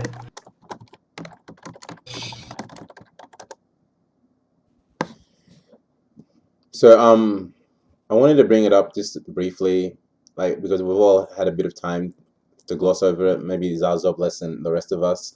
How are you all feeling season 2 of Tekken? Claudio's dead.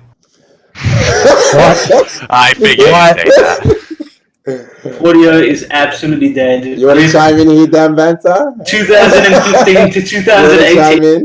Claudio Serafino, the Italian stallion. Knowing Eli, I definitely knew he'd say that. It's a completely different character. I know Eli's like really, like, you know, he's like specific with his like character tastes of like having them as their main. Mm-hmm. So like I definitely thought that he would drop him like based on how you have to play him now. Obviously, it's like a lot different now. I mean, but like people like Morgold, he still plays him like it's he still plays Claudio like it's season 1 Claudio, except for like a few combo adjustments.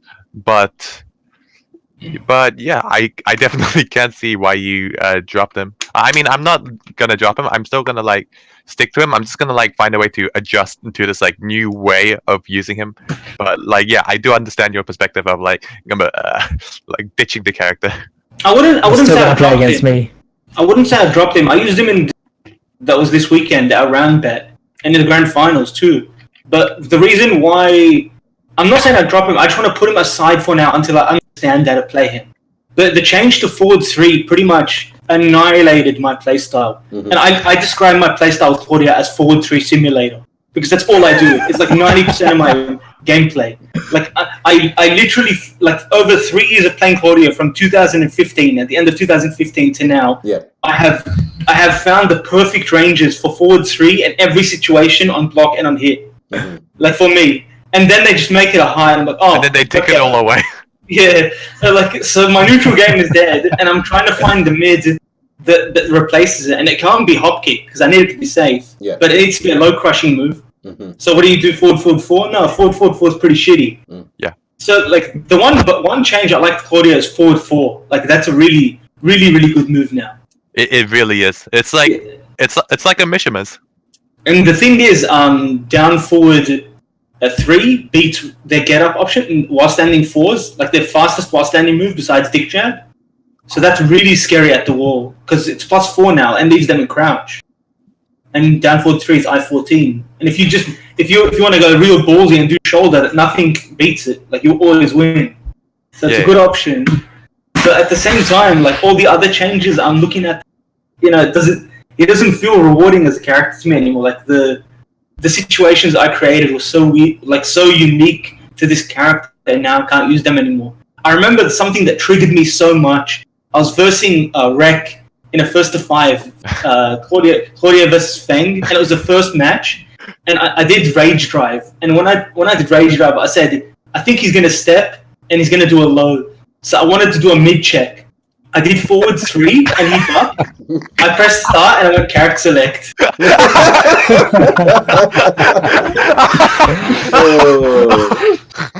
You just couldn't put up with it. Like you just lost like a couple brain cells with that. I looked at the screen. I'm like, oh my god.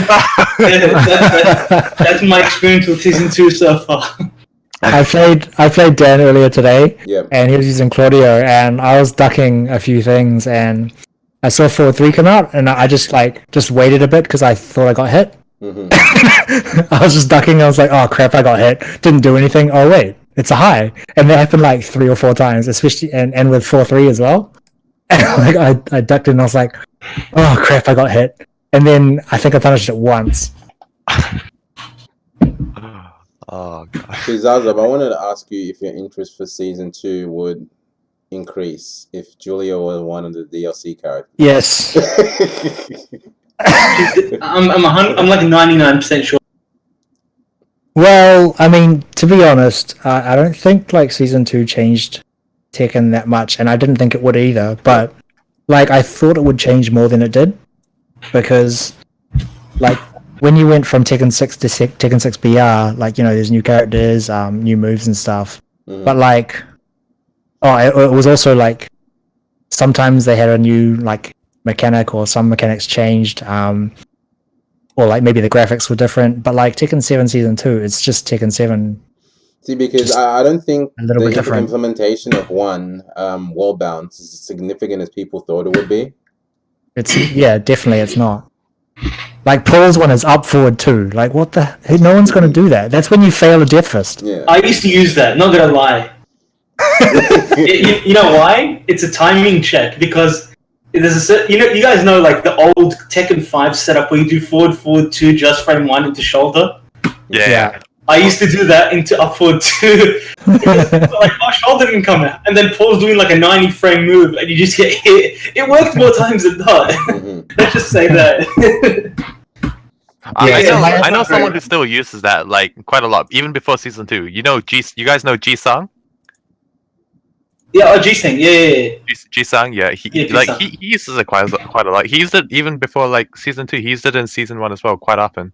Yeah, he plays Paul really weird. He has like so many. He uses down 4 a lot. What he used to a long time ago. Like, when I see him use it, I'm thinking to myself, like, there's no way that's the option. There's no way you couldn't use another move like a down 1 or something that's better. But when I see him use it, I can understand why what the reason is for using it, but I just never think that it's optimal. But obviously, he sees the game different. Yeah, so a lot of the things about season 2 that I thought they would change that they didn't. Like personally, I think the game is fine. The game itself is fine. Yeah. But for me, and I've said this to quite a few people, that I think the user experience outside of the game is not that good. Like the lobby system is absolute trash. Are you talking more about the? Oh yeah, go on. Yeah, so just like the user experience playing the games, like all the menus, the loading screens, and all that stuff. That's what I mean. So like that's a good point. The lobby system sucks. Like you either have a 1-to-1 lobby with more than 2 people, or you have an infinite rematch with more than with 2 people, without a win counter. Mm-hmm. You don't have random stage select every time, even on tournament mode, which is the rules for Tekken World Tour. Mm-hmm. You have like the netcode is not that good for outside of Japan and Korea. Yeah. There's just a lot of things that I think they should have improved on that they didn't, and that's a lot of the reason why I don't play Tekken so much. It's just because when I play, it's like you have to sit through quite a few loading screens, even if you're like on an SSD or whatever. And then when you ended up getting into the game, it doesn't feel like an offline game, which Street Fighter does. That's a very fair assessment. I actually never thought about that. You bring up a really good point, to be honest. I agree, especially on that part where there's no stage select, even though it's on tournament mode. That actually triggered me when you said that, because I'm just thinking about the rule in TWT, and I'm just like, why wouldn't they make that? Why don't they have it? Why isn't it? And even then, like, there should be an option to modify what tournament mode does. Like, you can skip the character intros. The loser can pick stage. The loser can change character while the winner can't. Stuff like that. Like, what I don't understand is what they have implemented. Why can't you just hold start for like 5 seconds and then go to the menu to bring up the menu during tournament mode? Yeah, in Street Fighter they do have that. They've got start mode type A or B. Type A is just tap it, and then type B is you have to hold it for like 2 seconds. Yeah, granted, look, depending on who ask you, whoever, there's a lot of things that Street Fighter do well with their game that I kind of wish Tekken would implement. But I'm not saying Street Fighter is a perfect game either. Like, there are issues, but like, there's so many things outside of just the actual fighting element. Like the whole way you should be able to find search ranked in training mode. And there's no replay function either. Mm-hmm. Like, that's ridiculous. That's like the only game that doesn't have a replay function ever. Yeah.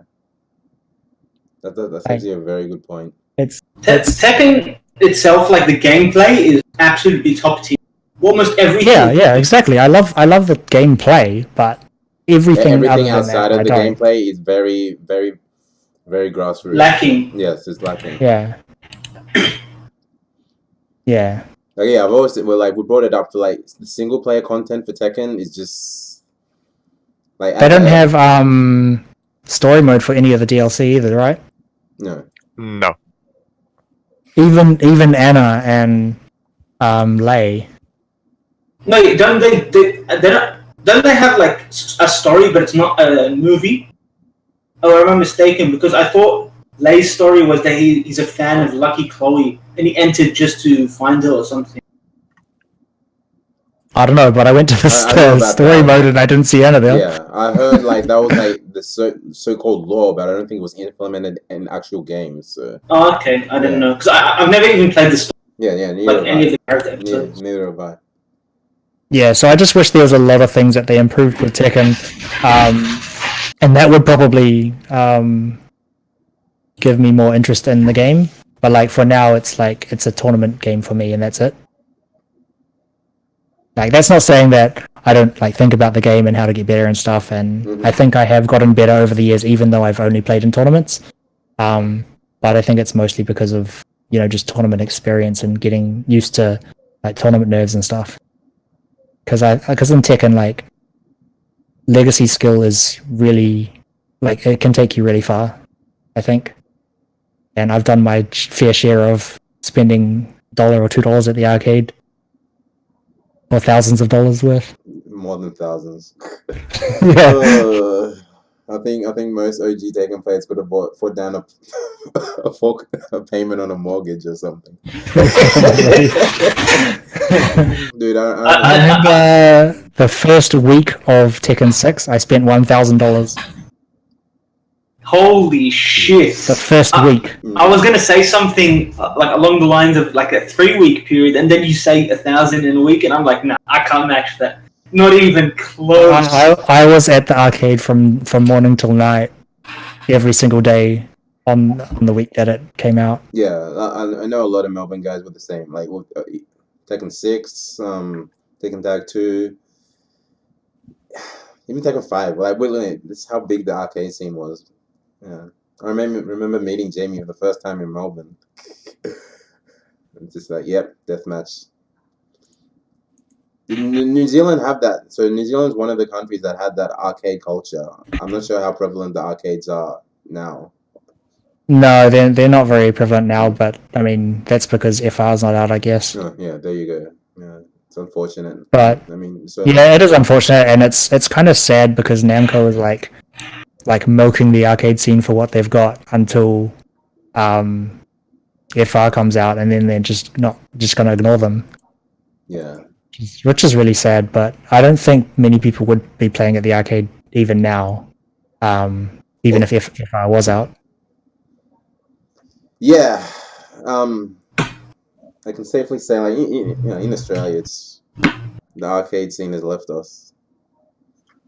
I mean, like, I was born and bred in the arcade, but like, even if I was out in the arcades now, just knowing that console is out, there's online, there's offline mates, people won't consider it as a viable option to go play it. So it's just, especially in Australia. Yeah, it is what it is.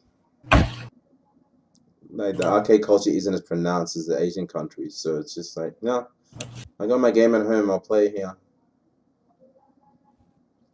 Yeah, but I mean, it's just a different culture. But yeah. I think like all of the OG Tekken players that used to play at the arcade, I still don't think they would play much anyway at the arcade now. Well, not as much. Like maybe new players that are going to university or something, but they'll probably get the game at home and start playing at home as well. I know I think you're discounting how much people love the arcade scene, man. Like maybe not as much, but yeah. I definitely do love the arcade scene, but it's just like it's just a hassle to get there and stuff now. Yeah, it's understandable. I keep telling BG to like me and BG deathmatch from time to time online. I keep telling him to like come to offlines, come to these majors. He's like, nah, can't be fucked and don't have time. See, that's different though. But I don't understand why you wouldn't like enter the tournament scene if you're playing regularly online. He's a really good player as well. He could probably come like top 4 or 5 maybe. For sure. Depending on the day. But he just says like he can't be bothered anymore, and he's like, why go to offline when there's online? Like online is the reason I keep playing. That's what he told me. Well, that's fair. Yeah, I mean he's always been like that though. Yeah. Has he come to offline meets before? Yeah, he has, but not that many. Like, he's always been like that. He lives like probably 30-40 minutes drive from most offline events. I'm sure and he's always been like kind of an introverted style, I guess, introverted person. Yeah. Mm-hmm. Like, when he's there, he's all good, but like just getting him there is the hard part. Yeah. He's a sloth before you make plans with him. Yeah. Interesting. So yeah, I guess every FGC around the world has that problem. Like, you got your people who, like, is it a struggle to get the people offline for New Zealand events to come out? I wouldn't say that. But a lot of the people that are really good, don't come to many. Like, you got Rambo, you got Thomas. Mm-hmm. You got. Wait, who's Rambo? Rambo. I don't know how to explain him. He's an OG player. Yeah. He played back in Tekken 5. What's his character? Feng. Alright, I do not know him. First time hearing of him as well. He plays on PS4. I don't know what his PSN is, but he doesn't come to many offline events. I think it's because his girlfriend. He's coming to nationals. But yeah, he is. I think he wants to come to more, so that should be good. But he's a really good player that can, come top 8. If he wanted to, but he just doesn't come to many events. Sevio also doesn't come to that many events. Richard doesn't come to many events. There's a lot of players that are really good that Richard being AMS for those videos. Yeah, he doesn't come to many events either. Like, there's just so many players that could make top 8, but they just don't come. Mm-hmm. It's really unfortunate. Yeah. Which is good for me, because then it means I make top 8 instead. you gotta start thinking about the future of the New Zealand FGC. Like, I was actually sorry. No, I was just gonna quickly say, unless you plan on being like Sako and playing till you're like 40. But yeah, I'm getting there, man. Like, I was slightly pissed when I heard that Thomas didn't enter the IESF qualifier, because because I feel like, even if I won it, I wouldn't have been like good enough to represent New Zealand. So like, I was just straight up yelling at him, like, after I won the tournament. I was like, why the hell didn't you enter? It's like, don't worry, man, I did too. He plays. I regularly play with him in Street Fighter, and we talk to him on Facebook chat, and we've like we pretty much yell at him to enter every single tournament there is, but he never does. He's not even coming to that. He's not even entering nationals. Isn't he? He's not.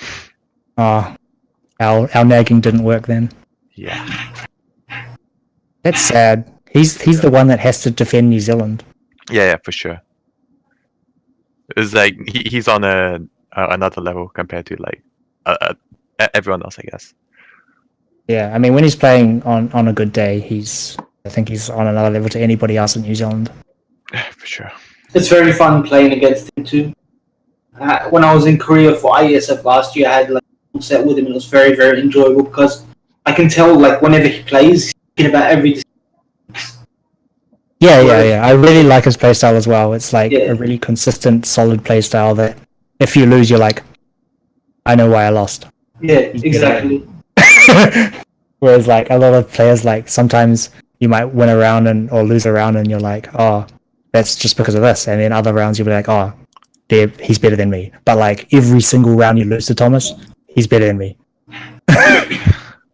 Yeah, I'm really upset that I can't make it. Like, my plan pre-Evo. Oh, you can't make it? Yeah, my plan pre-Evo was 100% to make nationals, the New Zealand event I was going to, but Evo kind of drained me, and it just, yeah.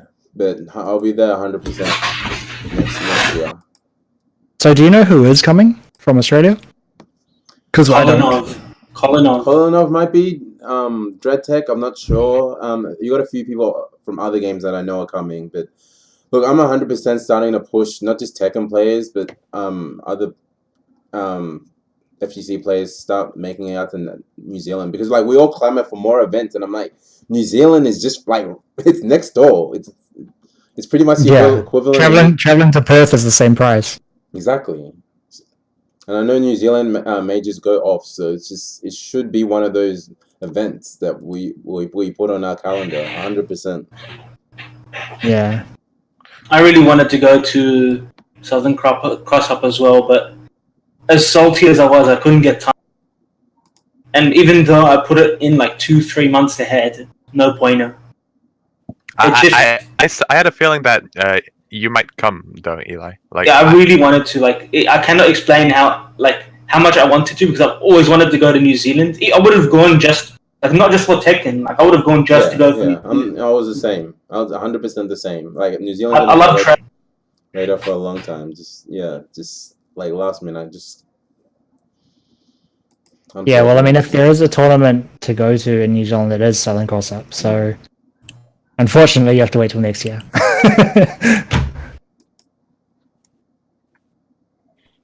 Yeah. So it's this Sunday, huh? I mean, this Friday. Yeah, Friday till Sunday. This weekend. Friday to Sunday. Yeah, so it's like the day after tomorrow. Well, what are the games that are on? Oh my god, it is day after tomorrow. Yeah. Well, for us anyway. Oh, and it's Wednesday. Yeah. The games, to be honest, I don't even know. I'm assuming Tekken, Street Fighter, there's Dragon Ball. There's Tekken, Street Fighter, Smash, Dragon Ball, all the main games, and a lot of just the general ones, and there's a bunch of side tournaments as well. Most Chips knows of 7 Australians coming for Street Fighter. Wow, it's going to be hard. Oh yeah, probably the sponsored players. There's a few sponsored players in Australia for Street Fighter. So there is. I know ZG's coming. Yeah. But I don't know who else. I think. Burnout. Burnout might be coming. Sketch for Dragon Ball might be coming. Yeah. Yeah, those are like the Burnout and Sketch are like the default people who come. Muddins is going. Oh, Muddins, really? Yeah. Nice. He's such a good dude, eh? Oh, he's dude, always there. He's the best, man. He's one of those guys. Every tournament I go to, he's like working his ass off. Yeah, he's one of these guys I hold to heart. He's amazing. Yeah.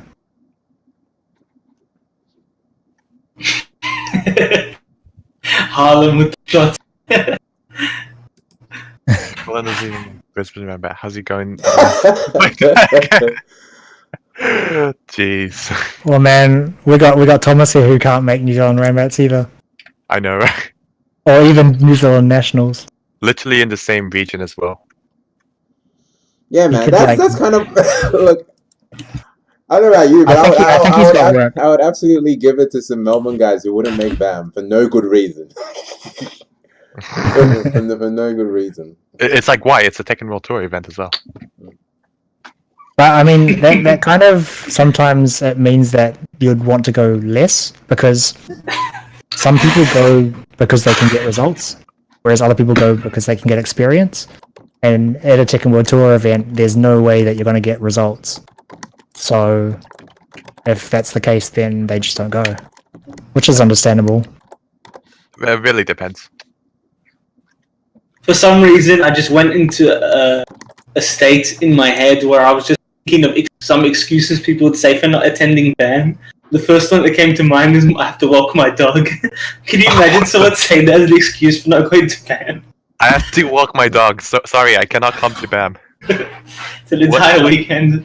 Well, he is a good boy, so I can understand that. I can't. What do you understand about that?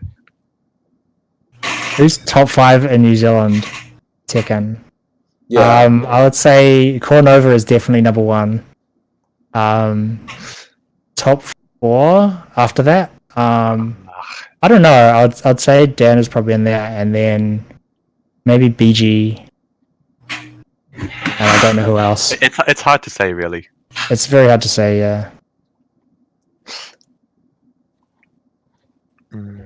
Like, if we're gonna talk about first place, then it's like obviously Thomas, but below that it gets kind of confusing. Just like how you guys have your like top 2, and then it gets confusing from below there. That's how most people see it. Yeah. Because like there's a lot of people that could be there, but there's more than 3 left, kind of thing. Because I think Dan and BG are definitely in the top 5, and so that makes top 3. But then after like the last 2 people, it could be like me, could be Rambo, could be Richard, could be Cornwallis, could be a lot of people. Chaotic Punisher is asking, who do you think are the top 5 characters in the season 2? I want to start off by saying I think it's too early to judge, but I want to throw it out there that I think Heihachi is the game, and it's like without a doubt in my mind. Heihachi was never such a headache to verse until season 2. What's wrong with him? What do you mean? What's wrong with him? What's right with him? His freaking forward foot 2 hits grounded. Look at his full crouch down forward 4. You get a guaranteed forward 2, and also crazy dong pal. Look at his punch parry as well. Like punch parry 1 is a launcher now, and that punch parry it comes out a lot quicker, and like. Yeah, the recovery on the punch parry is just so much better, so you could just throw it out there. And also, sidestep 2-1, I know no one uses that move, but it launches. And also the rage drive as well. If you get like a 1 back 2 counter hit, the whole rage drive is guaranteed. Like you're forgetting 2 of the most important things. Up forward 3-4, his hunting hawk is +3 on block. And while standing 4-4 on hit is 0. It's 0. You're now in absolutely absurd. Especially when he has a 10 frame rage drive. Which is all I have to say. It's like and back 2. His wall bounce move is -2 on block. What the heck, man? Well, I've got to say, guys, I've always liked playing Heihachi. Looks like I'll be mating him now. Get the fuck out of here. They know that, like, at Bamco, they're like, it's Heihachi's last. He's going to go out with a bang. And so they just, they took the buffs from other characters, and they're like, these characters, Gigas doesn't need buffs, just give it to Heihachi. Lucky Claw didn't need this buff, just give it to Heihachi. And they just stacked the list up. Like, oh, we forgot about the nerfs. I'll just give them to these characters. And then Heihachi just ended up with all buffs. That's actually a good point. We might not be seeing Heihachi in the next iteration of Tekken. Alright guys, we're at the 2-hour mark. And granted I want to keep in the time difference. Has anyone got any questions for our guest today? Eli, any clues? Just saying, I've always thought Geese was the best character in the game, and as time goes on, I think he just only gets better. A lot of people think he got worse in Season 2 because what was the main change that screwed him? I remember I was talking to Dion about this. Rek, if you're in the chat, Rek knows, I'm pretty sure. Because we were talking about it the other day. There was one change that made it hard for Geese in neutral. Oh yeah, forward 1+2. Oh yeah, the recovery nerf. Yeah, can't parry after for like certain moves and stuff like that. And before, like you can do so much weird things with forward 1+2 on block because of the mind game. But now that's -9, it's harder to use that and it's riskier for you to do it. Like it's still there, but just harder. Yeah. Mind games aside, the move is bloody like stupid anyway. Mm-hmm. Yeah. The range is retarded. Also, before we end it, I wanted to get just like a little bit info on the New Zealand podcast, Soul Shakers. Just give us a little bit of info behind them if you have any, Zarzob. Who's behind that? And so we've got the main guy, Chrono, who started that up. Yeah. And he's got helpers, which I think pretty much run everything now, which is, I believe, Drax and Virtual Bacon. Yeah. And so originally they started out as a podcast, but now they hosted an event called Last Legion, which is just a team tournament, which is actually really, really exciting. Okay, for sure. For both Street Fighter and Tekken, and they had like sponsors from like a whole bunch of like, I guess you could say charity type places. Mm-hmm. Yeah, and it was just a really cool event. You can check them out on, I think it's Salt Shakers FGC on Twitch. We'll give them a shout out. I know they host a really good podcast. Yeah, it's really come a long way, and I really like the artwork that they do. Oh, yeah. Well, fighting game is the biggest in New Zealand. I think Tekken is the biggest fighting game in New Zealand. In terms of numbers and majors. What ISF rep are you looking at for the most? Thomas told me that Dojin was really scary. He said he's definitely like the one I should look out for. You know, said how he's like scary. Like how he plays, it's like overall super solid. Did you hear about how Japan has an ISF rep this year? Oh, really? Sorry? Yeah, Japan. Who's repping Japan again? Hakayo, Destruction King. Oh yeah, him. Yeah, he's repping Japan this year. Yeah, he's a very good Japanese king, I heard.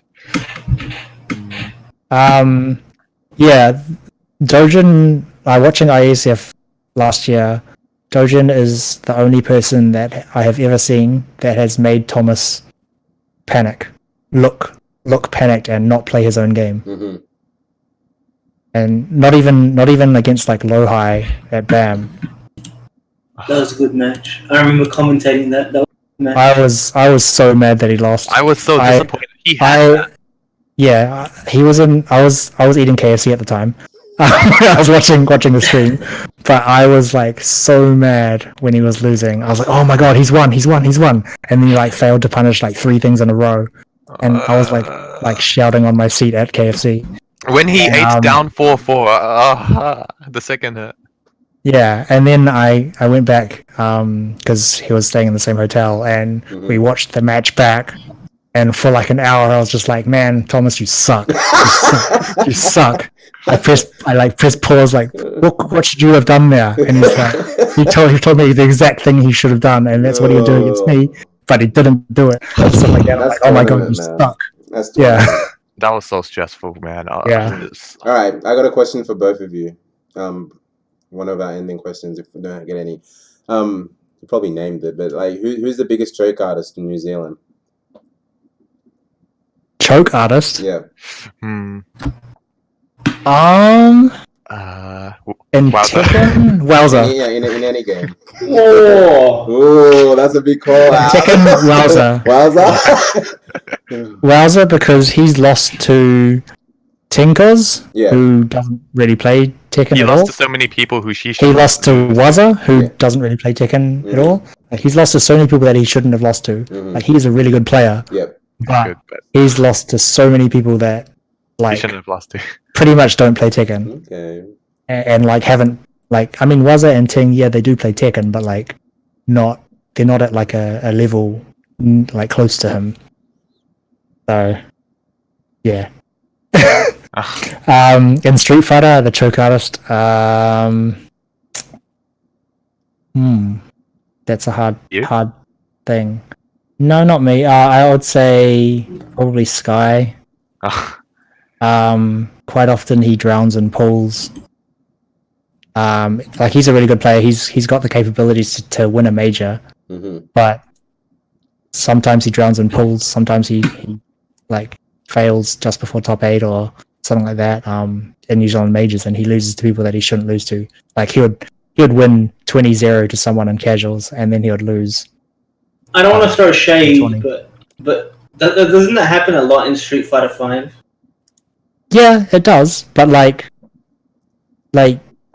it does happen, but in New Zealand at least, like, you've got your like skill levels where you can kind of say that this person should make, say, top 8, or this person should make top 4, or you know, this person should make grand finals type kind of thing, right? Like, Ghost Chips will almost always make grand finals, but like Sky should make like top 4 minimum every single tournament he enters, but sometimes he drowns in pools. Sometimes, you know, he loses in top 8, loses first round or something like that, when he really shouldn't. Fair enough. Fair enough. Interesting. Rek asks, "Are you gonna first to 5 Super Akuma?" I don't know. Like, if I get the chance to like see him, if he goes to Berlin Tekken Clash, then yeah, I'll probably money match him. I look forward to watching that. I should pick my own Akuma. You should tell everyone which events you're going to. Yeah, both of you. Like, you got a couple of events lined up. What events you got left for the rest of the year, DanBanter? You got obviously I'm going to Seam. Hold on, let me look at the schedule. So I'm going to Seam. I'm going to Berlin Tekken Clash, and my sponsor is considering about like sending me to Canada Cup. Oh, really? Well. Like they're considering it. Okay. So I would love to like, see that. Like if I need like additional points and they see like my performance in C Major and Berlin Tekken Clash, then they're like, they say they're gonna consider it, and then their last resort is like sending me to the last chance qualifier. So like if nothing else works out, if I don't get any points, like of course it's gonna be really difficult from now, so I need to like train a lot, which is why I've been asking Thomas to come out play offline with me to like train harder and harder. Yeah. So I'm gonna the Tekken last chance qualifier is like a last resort if all else fails. But it doesn't. So what do you fancy your chances in each of those tournaments? In Berlin Tekken Clash, I'm hoping to make at least top 16. In C Major, I am hoping to make at least. This is really hard because since it's in Asia, there'll be like a lot of big named Asian players who'll be going, I'm assuming. Yeah. Yeah, actually, with Evo and Evo Japan, is Japan like extremely hard versus Evo? Evo America. Yeah. I don't know. It's hard to say because Evo Japan has overall more like players at a higher skill level, but Evo US has more players overall, and the pools.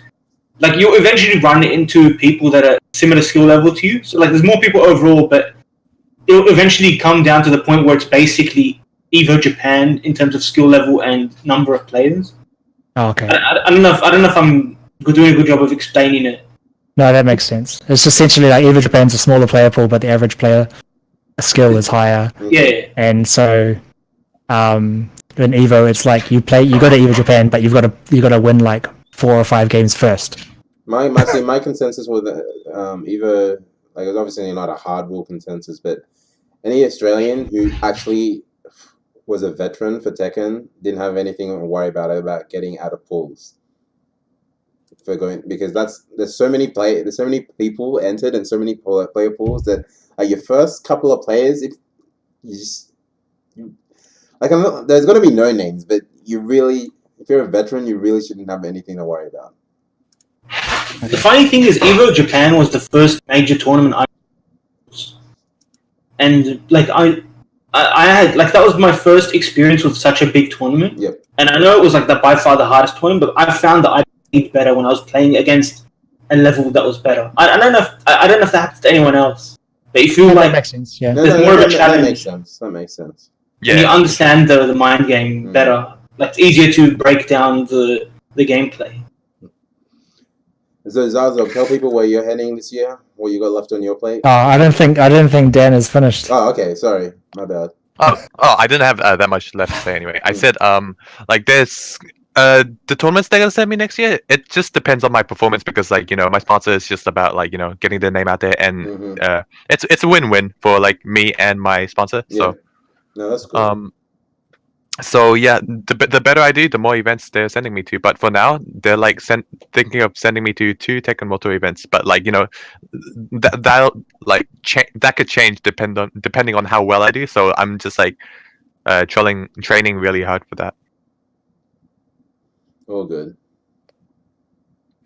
Zarzob, yourself? Well, I don't have a sponsor currently, so everything will be... Which is kind of criminal, considering how good you are. Just putting this out there for any organizations listening. So, yeah, someone help this man. At very least, I'll be going to both of the big Australian majors if OHN is happening next year, but BAM next year.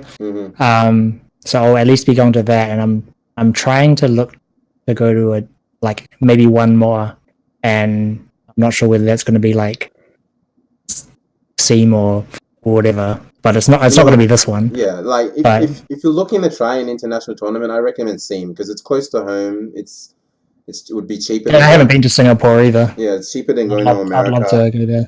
If you want it's strong competition because it's in the heart of Asia. So yeah, I recommend Seam.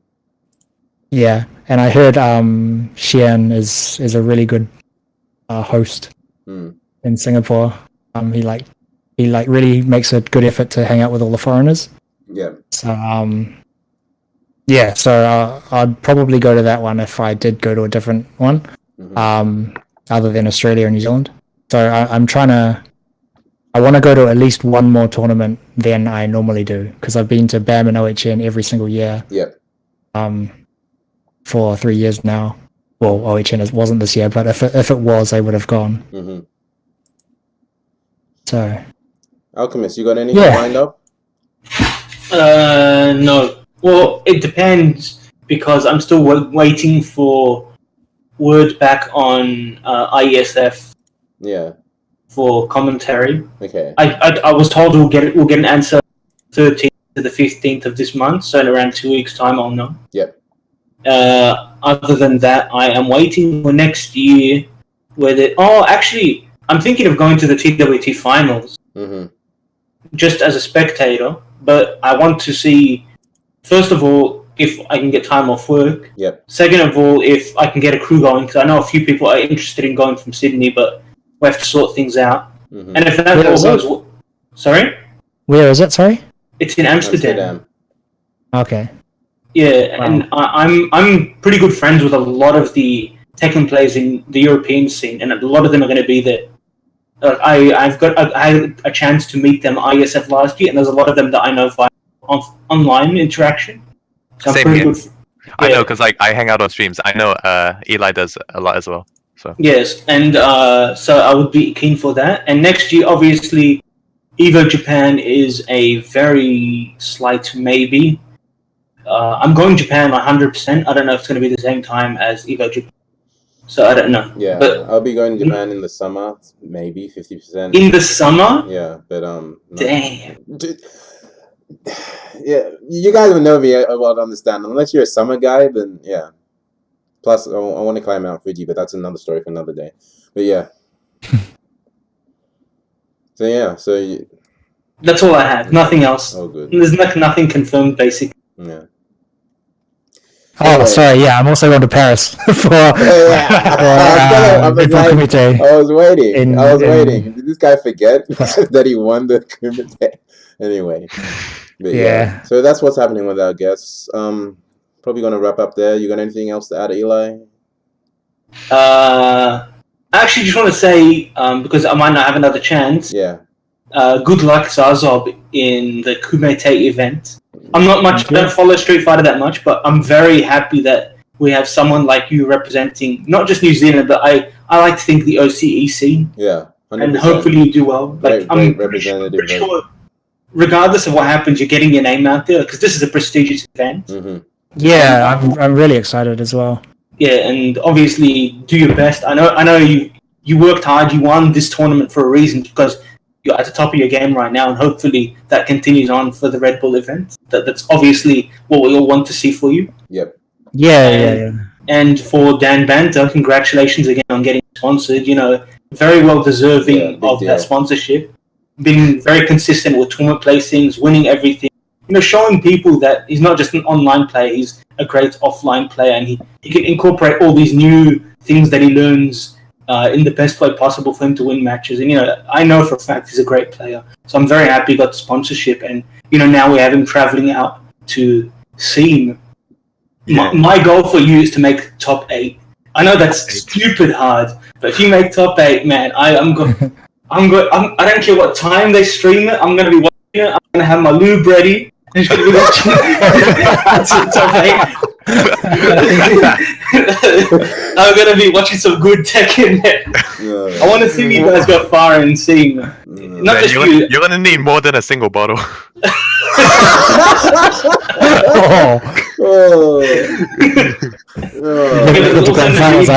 That's great. And with that, we're gonna end it on that note. Do you guys want to give some shout outs? Anyone in particular? Any? Zarzob? Shout out to BKB. Yeah, shout out to BKB, Battlecat Bunker in Sydney. If you're in Sydney and you want some casuals, you want some fighting games, make sure to attend. Hosted by Stefan, the awesome one himself. Yeah, Zarzob, DanBanter, shout outs. Just before I say that, Eli, I just want to say I really liked your commentary during ISF. It's really like, I guess, appealing to my tastes.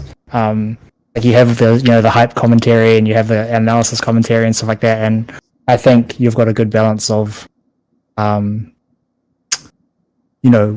guess what I like in commentary. I'm glad to hear that. I honestly love hearing feedback on my commentary, regardless of whether it's good or bad, just so I can see how I can work towards, pleasing more people. But I'm very happy that you like that, because that's what I try to go for. Like, I try to stick to my roots with the analytical stuff, but I also like to bring in the hype every now and again, because I feel like I can. Yep. Yeah, definitely. Like, I feel like people that are too analytical or too hype, like, it's just not interesting. Mm-hmm. So, yeah. Anyway, so shoutouts. I guess. Wait, hold on. I want to comment on Eli's commentary too. I really, I think it's like a great balance. It works with like most other styles of commentary. My favorite phrase of yours is like when you point out the kimchi rage out. It's literally the best shit. It's funny because I understand the meaning behind it too, and like what you said is like really similar to what it actually means. How you said it's because your opponent is salty. And But like the thing is something. People thought I was being racist when I said that. He says it all the time. Yeah, the Koreans say it like all the time. It's like Lohai signature kimchi rage out. I'm just sitting here like, wait, but kimchi's not salty, isn't it? Like sour? I don't know, man. I'm just going by what the internet tells me. I absolutely love that, man. That's like my highlight of your commentary. It's like every time someone does a rage out, I'm just like expecting you to like call out kimchi rage out and the lore behind it. All right, yeah. So I won a trip to France to represent New Zealand for free, Yep. which is amazing. So I'd like to shout out to Standing Fierce and Red Bull for giving me this opportunity. It's something that I've never done before. I never thought I would be able to do something like this. I mean, I have done it in the past with Tekken, but like now the competition is so fierce that it's a lot harder to be able to do something like this, or to be able to win something like this. Yeah. So it's really great. I'm getting old now. I'm an old man, so I'm glad that I could still win something, and I just can't wait to go. So yeah, shot Dave and his crew. Nice. DanBanter, shout outs. Shout outs to New Zealand fighting game community as a whole. Especially for me anyway. Especially the Tekken players who are like grinding their hell out of it and to like get better. Shout out to Wowza as well. It's a good friend of mine. And yeah, shout outs to like everyone, the Australian FGC as a whole as well. Everyone's like working their way towards like improving and like getting good results and all that. It's a good site. Nice. All right. Where can people follow you on Twitter? Zarzob? At Zarzob. Zarzob? Nice and easy. DanBanter? DanBanter. DanBanter was taken. Also, if you go to Jamie's Twitter, you'll just see like on his cover picture, you can tell he's like so proud of that one time he beat Saint at OH. He's just like cherishing that one. Wait, is that still there? I don't think It's that's still changing. I think it's still in your bio as well. Oh, it is. Nah, it's not in my bio anymore. Oh, it is. It is. Wow. It's your cover pic as well. Like that one screenshot of the. I've got to change that. It's like, dude, it's been a year. And of course, everyone knows where to follow Alchemists. Yeah. In case you don't know, just copy and paste the title of the stream, because no one wants to spell that shit. Yeah. 4LCH3M15T. There you go. 4K3 15 to. You know, That's his sorry, last thing I want to say, Yeah, at Evo Japan, they actually said my entire name. So every match I had, they're like 4LCH. Wow.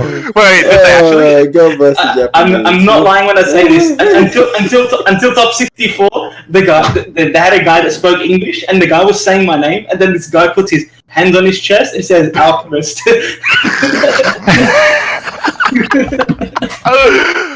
Oh my god. Oh, that's beautiful. That is- Wow. That's beautiful. Well, that's it for this podcast, guys. Thanks everyone for tuning in. Thanks for our guests, Zarzob, DanBanter. Really appreciate getting some New Zealand talent on. Won't be the last time. So yeah. Thanks for having me. Thank you. No worries. Appreciate Good it. luck to everything you guys do. Good luck at Southern Cross Up, and everything that the New Zealand FTC does. Hope nothing but good things for them. Yeah, definitely. Dave's been running a show for I don't know how long now, as long as I can remember. Really, he's been doing some work. No worries. Well, that's it for us, guys. We're gonna Peace, end. everyone. Peace. Thanks for tuning in to the Beastcast. Thanks for tuning in. Yeah.